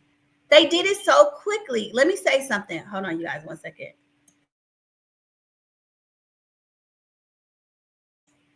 So I always tell this story. If y'all know me, y'all, you know, you don't have to say condolences and all that stuff. I told you guys my cousin was unalive, right? And after the fact, her father owned her dad owned a cab company in our area. So it wasn't like they were a prominent family, but you know. And so after after everything happened and everything, because she's obviously Black, one of the detectives told my mother, because it was my mom's sister's daughter, she said, the detective said, "We're sorry. They didn't do a thorough investigation. They just thought it was another Oakland homicide, just another Black girl out in the, you know," because she actually came from, and when I say good family, all families are good, whatever. But, you know, because the family, they weren't poor, you know, they had a business and all that stuff. So after the fact, they didn't collect the evidence the way they should have. They just thought, oh, just another Black girl. Same here. So when people think, you know, they didn't probably do their jobs as thoroughly as they could have. They probably did not. And once the evidence is gone and they don't collect the evidence the way they should, it's too late. You can't go back and swab stuff and get everything, because then it's all wiped away. So it happens all the time. I know for a fact because it happened to us. Bring the Mess TV says they just closed his case up. That's the problem. Now, the only thing I think maybe I don't know enough about forensics or none of that stuff other than what, you know, what we see on TV. Okay. I don't know if they could do if they get his body, like, did she even have, because I know one thing that they say when people have done something crazy to somebody, they will have not a funeral, but when cremation. Did she cremate the body? Like, are they covering up the evidence? Like, so is it going to be too hard for them to go back and do an autopsy? I don't know. Like, will the autopsy show something? I believe they said they didn't find drug. And that's another thing, y'all. Oh, Bring the Mess TV. I'm glad you bringing some of this up to me. They said there were no drugs found in his system, the autopsy. But she's coming back to us acting like he was addicted. If this man was so into it, why wasn't it found in the autopsy? Right? Bring the Mess TV says that's how they do for Black men in Chicago, unless they are exactly. That's the same thing. And see, that's where we were really pissed. I'm talking about my cousin now. It's like, what difference does it make? Y'all should have been doing your job. It doesn't matter who she was, whatever. She got unalive. Somebody did it. Figure it out. That's your job, ain't it? But no, because they thought it was just some random chick on the street. It didn't matter. It didn't matter. So y'all would have done a better job if you had known her identity when you were doing the investigation. And that's what they do all the time. And so I think even with this Twitch situation, the fact that his wife was the grieving, wife, and she runs, frantic, it makes it look like of course, you're not going to think that she has something to do with it. However, we know most times they always look at the spouse first. Why didn't they look at her first before they just closed it. I think, to be honest, I did 1 or 2 videos on this when it happened. And I'm going to say, from the information I can remember off the top of my head, I have to go back and remember, they closed that case pretty fast. I think it was because they said, oh, police are investigating to see if it's foul play based on the note he left behind. But that don't make no difference. Of course, if somebody unalived him, they're going to plant a effing note. I mean, none of it made sense. And then when people were saying that she ran to the police station, that to me was just the craziest thing. I would never think of running to a police station. If I thought something had, okay, it was immediately after, right? I think it was within 48 hours. I'm just going to say, I just remember off the top of my head because I remember, again, Ringo Starr TV, because he did multiple videos about it. People were furious. I remember because the black, the whole red pill people and those black men were saying, oh, this is an example where they don't care nothing. And to be fair, this is an example of that. Because why was it closed so early? Why wasn't his wife investigated? And I know people are going to say, well, how do you know she wasn't investigated? I don't know.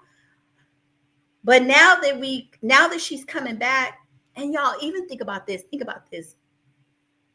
Y'all know when we watch those movies where the grieving wife or whomever does something, and then they get so arrogant, like now she's coming out with a book. If people really pay attention and start reading all the details and go back over what she says, you know how you do a case comparison? It's going to be some red flags there. And one of the things that's a problem, though, is the fact that you're telling us he may have unalived himself because of SA and because of drugs, but the drugs weren't found in his system.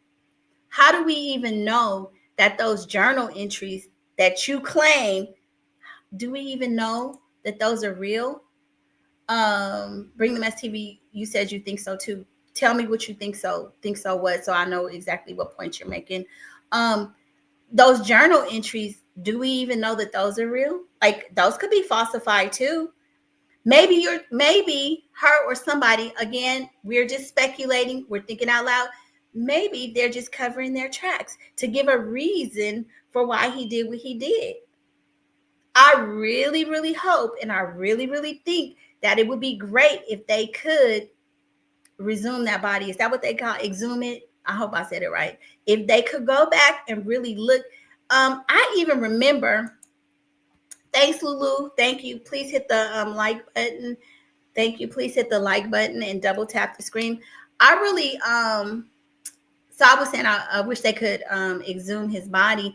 I remember also earlier where they said, I mean, there was so much speculation in the beginning, but I remember earlier reports, somebody said that there was the wound that he, but also that they thought that there was something where he was hit, or there was a blunt force object. I'm gonna see if I could go back and find that. I hope they reopen this case because it seems like she's covered. Exactly right. And y'all know. Okay, I'm not gonna get too deep into this case because I didn't cover it. But just like y'all remember, what was that? Come on, I know. Bring the mess or Lulu, y'all. One of y'all know. Remember? Was it Sweetie? I forget her show where her son unalived the nephew. And remember, it came out because of the insurance and all of this other stuff. This could be the same type of situation. We don't know. Y'all remember Sweeties? Was it Sweeties? Where the son, they had the show and they had the restaurants, and then we found out that he did it. And all that time, they acting like, oh, my nephew and stuff. That was his nephew. Sweetie Pie. Exactly. How do we know it wasn't? What is the insurance? Because if somebody gets unalived, because I remember this even with my cousin, because she was unalived, her policy doubled. I remember that because I remember. So I wonder, what was the insurance policy like? You know what I'm saying? It's a possibility. I mean, they were in Hollywood living this lifestyle. Like, did she have a huge policy on him? Like, you got to start looking at all this stuff. You got to start looking at all of it. You never know. We might not even know for some years, like one little detail to start unraveling this. And the fact that she wrote a book, it's going to be people jumping in, delving deep into this, where she might get uncovered. I don't know. Maybe she didn't do it. I don't know. But I still say that I have some questions about what happened with the girl, because all of a sudden she brings up SA and the fact that she really sounds like she hates this man. This is not what you do to people you love. Bring Them As TV says, yes, the restaurant show. Yes, Sweetie Pie. And that was crazy because, I mean, y'all, when we found out about Sweetie Pie, that broke my heart because his nephew was trying to get his life together. And then Sweetie Pie was defending her son so much. I think when it broke that he was complicit, remember, she didn't want to believe it. That was just tragic. And for money. And y'all remember he actually dated Jen from Basketball Wives. Remember that? That was a mess right there. Bring the Mess TV says, she said, I don't want to be remembered by him when everyone sees me. That is strange. I don't want to be remembered by him when everyone sees me. That is hate and anger. Like, why would you think that everybody remembers you because of him? At some point, you know, people gonna move on. Hell, ma'am, ain't nobody that damn obsessed with you in your life. I'm just saying. And I know probably in Hollywood when they go out, but as with anything, time, everything takes time and it will change, right? But for her to say that, that's really, I have never heard nothing like that. I'm sorry. Especially if he was in so much pain. Where's your love and empathy? And like, it don't seem like she is even sad about him, right? It's like if your loved one took their life, you would always be like, oh man, I didn't know. Like, why couldn't I help you? You would feel some guilt. She like, F that. I'm pissed. I found out he was getting high and had SA. Girl, that is the most ridiculous way I have ever seen somebody respond to a person who's suffering allegedly mental issues. Lulu says, shaking my head. Girl, the name change, publishing the journal, the NDA, the not letting the family see him. He was taking mushrooms, getting all of this stuff. However, there was nothing in his system when we found him. I ran to the police station. I didn't call because it's faster for me to get there. It's faster for me to run by foot, okay? I done had 3 babies, but I'm going to get there. Instead of just picking up the phone and say, hey, emergency. Come on, ma'am. Don't play on our tops like that. Did she even shed a tear for him? Lulu, I don't know. Girl, I don't know. I ain't seen none. It don't sound like it. Bring the Mess TV is face palming.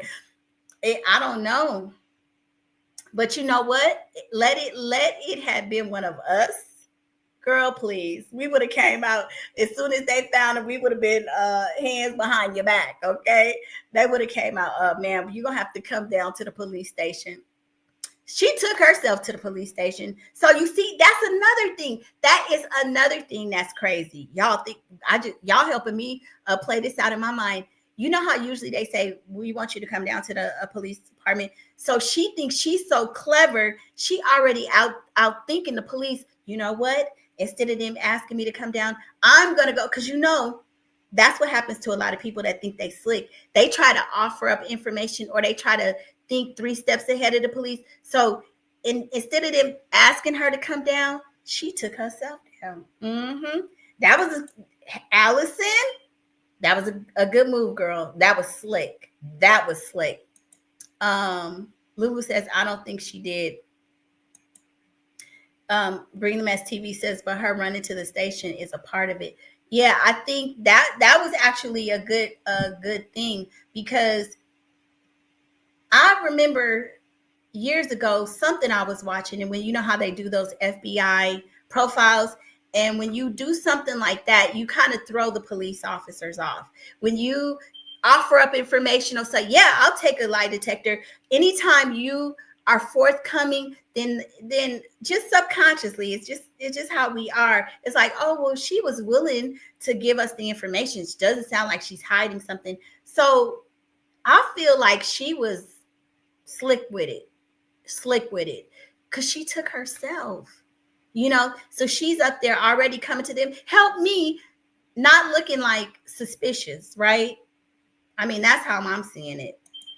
Lulu says yes. Girl, we would have been suspect number one. And not to mention the little the what you call it, the insurance money. Girl, they wouldn't have gave us a dime. I got to find out what if she had an insurance policy. I'm sure they did, because they're celebrities and stuff, and they had homes and everything. But y'all remember Columbus Short said that they had gotten into some financial issues. Do y'all remember that when he came out, when it first happened, and he was talking smack, and he was saying, well, sometimes people make bad financial investments. So it could have been something like that too. Maybe he messed up some money. I mean, I don't know. It could have been, to be honest, it could have been a lot of things. But the way she's acting, yes. You remember Columbus Short came out, and people got mad at him for saying that. And see, all of these people, and even now, Bring Them STV, if you remember, Columbus Short just last week was talking about his association with Diddy too, talking about how Diddy invited him to come to a late night freak off, just the two of them. You know what I'm saying? So all of these people are interconnected. Their social circle is weird. They all pervs, in my opinion. Bring Them STV says, I remember because at first we thought he owes. Yes. But you know what? Maybe he does owe somebody. I mean, we still don't know though. I mean, maybe it was something, because they said that. I did also hear that she's being blackmailed too. Lulu says being forthcoming sometimes backfired. Let it have been a sister. Yeah, see, I feel like she's trying to get ahead of a lot of things, because some of these those people, what's the word? When they're psychotic or something, or narcissistic. I hate that. That word is so overused. But how they think they can outsmart everybody.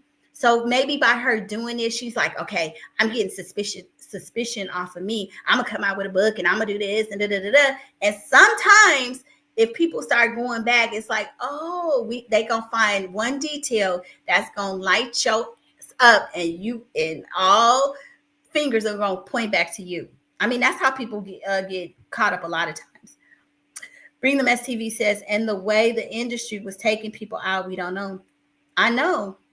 I mean, that's true too. Like, you just never know because Bring Them STV, you came late. But before we got here, we had watched a video when they was talking about Diddy and Ellen. And remember Ellen's girlfriend in that weird accident that she got in. Is not this crazy? So Twitch gets taken out.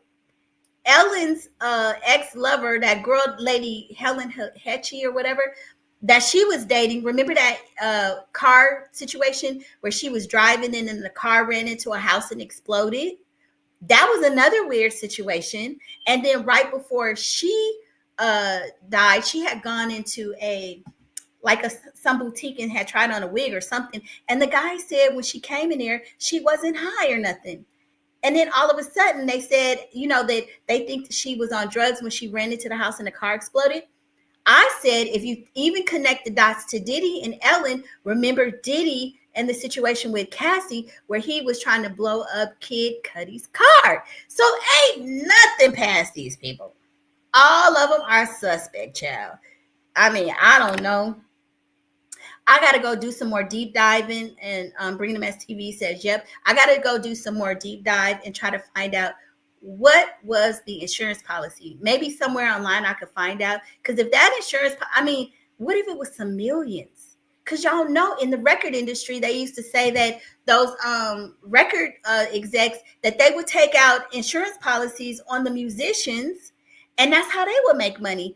nothing is above the realm of a possibility with these people in Hollywood. Nothing. You know what I'm saying? Like, I gotta go and see, was there a huge insurance policy and did it pay off? Because that's the same thing with the Sweetie Pie. That's why he did it. He did it for the insurance money. Remember, that's what they're saying. Bring Them STV says, I think Whitney Heavy. Yeah. Oh, girl. Yeah, we got this. That's gonna be a whole nother story. Somebody else is just doing some stuff on Whitney. I gotta find it, and so we could talk about it. And Heavy D. So so Heavy D, they're saying, has something to do with Diddy. But I don't know, because everybody blaming everything on Diddy. And then Whitney, Ray J was there. So this whole thing with Ray J. Okay, Bring Them STV, thank you for telling me. Yeah, we gotta talk. We gotta figure that one out too. Bring Them STV says, I think you have a special policy when you are suicidal. Oh, okay. So when my cousin was unalive, she got more money. I feel like it doubled. I could be wrong. It's been some years, but her policy paid out more. So if it's suicide, isn't it more money? Let me see. Let me just go look it up while you're saying it. Let me see.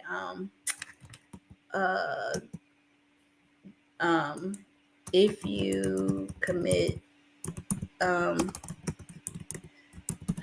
that word, does policy pay more?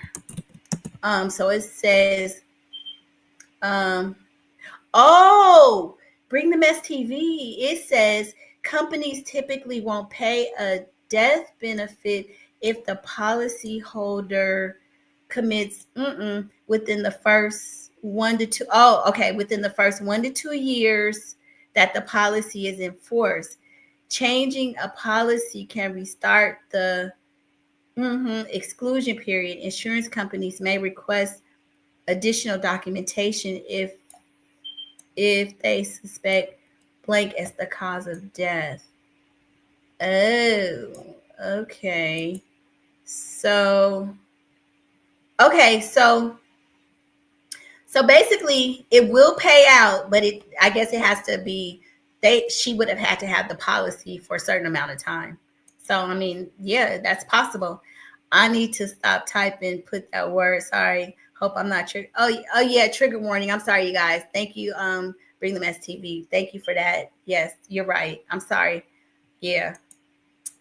Lulu says she might have known his triggers and used them, possibly pushing him to a point where he harmed himself. Yeah, listen, this lady, I'm sorry. I'm just going to say she did not love towards the end. That don't look like love to me. I'm just sorry. And whether you loved him or not, y'all had children. So there's even a certain way that you would move just to protect your children. And none of this sounds like love. I'm just going to say it. And you're right. But Lulu, I think that she found out something. I feel like she found out something, and either she pushed him to do something to himself, or maybe it was a setup. You know what I'm saying? I don't know. Bring Them STV says, Lulu, that's true. She definitely don't like him. That she don't. That's why I think it's more to it. I don't. You cannot make me believe that you find out somebody had an addiction. We deal with that all the time. I've had people in my family who've had addictions. You might get mad because it's like, well, you couldn't break it, but they didn't find nothing in his system. I mean, this man kept a job. When was he like it? Have y'all seen those shows where people have addictions and they can't work, they can't do nothing, or they get their kids up? She ain't said nothing like that. So I get you could be disappointed, but if you found out after the fact, where's the anger? I feel like it would be more of what's the guilt that you weren't able to help him. But it sounds like she's more angry. Lulu says follow Celebrity Scandalous on Twitter at Laugh Gags and Gossip. Thank you. Yes, please follow me. Lulu says, or maybe she was never over him and wanted him out of the way. I mean, could be. Bring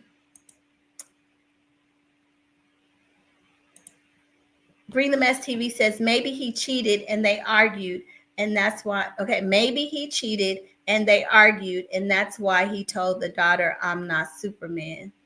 That could be it too. Oh, now you know what? That could be a good one in terms of him. I feel like it's something. I feel so. I mean, okay. So, like I said, I did kind of, my first suspicion was, did he do something to the daughter? But that's a good one too. I really didn't even think about the cheating. Maybe he cheated and they argued, and that's why he told the daughter, "I'm not." And that could be too. But then even Bring the Mess TV, and that's a good one because I didn't think of that one.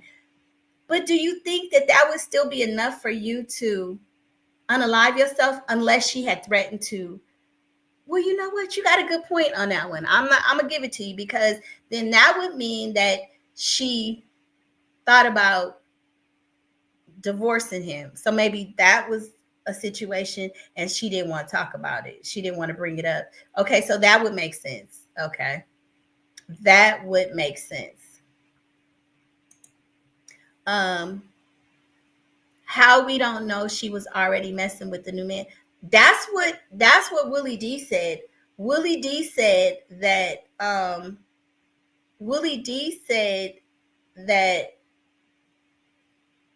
usually when you have a relationship, and if a spouse dies or you get a divorce and you get with somebody that fast, that it means that you were already messing with them, you know? So that could be, that could be something right there, that maybe they were doing something and maybe he found out about that. Bring the Mess TV says, Lulu, that could be true. Yeah, that's a good point too. Y'all got some good points. I don't know. I was looking at them pictures and I kept saying when it first happened, like, this is so weird. But I knew, even if I'm wrong, you guys, I'm going to say I knew, and I said that there was some essay involved. Now, I still wonder, did something happen? But my mind told me that there had to be some inappropriate something. And I didn't think it was him. I thought maybe it was him and the girl. But I don't know, for some reason, my mind knew that something was going to come out like that. I ain't even going to say that it was going to come out, but my mind went there for sure. But anyway, y'all, I've been on here for 2 hours. Thank you, Lulu. Thank you, Bring the Mess TV, and anybody else that joined the chat. Thank you, and I will see y'all tomorrow. Have a beautiful rest of your day. Skip on over and go see Bring the Mess TV. Follow her. Show her some love. I think and girl, you are gorgeous. You are gorgeous. And anyway, I will see y'all on the next video. Bye.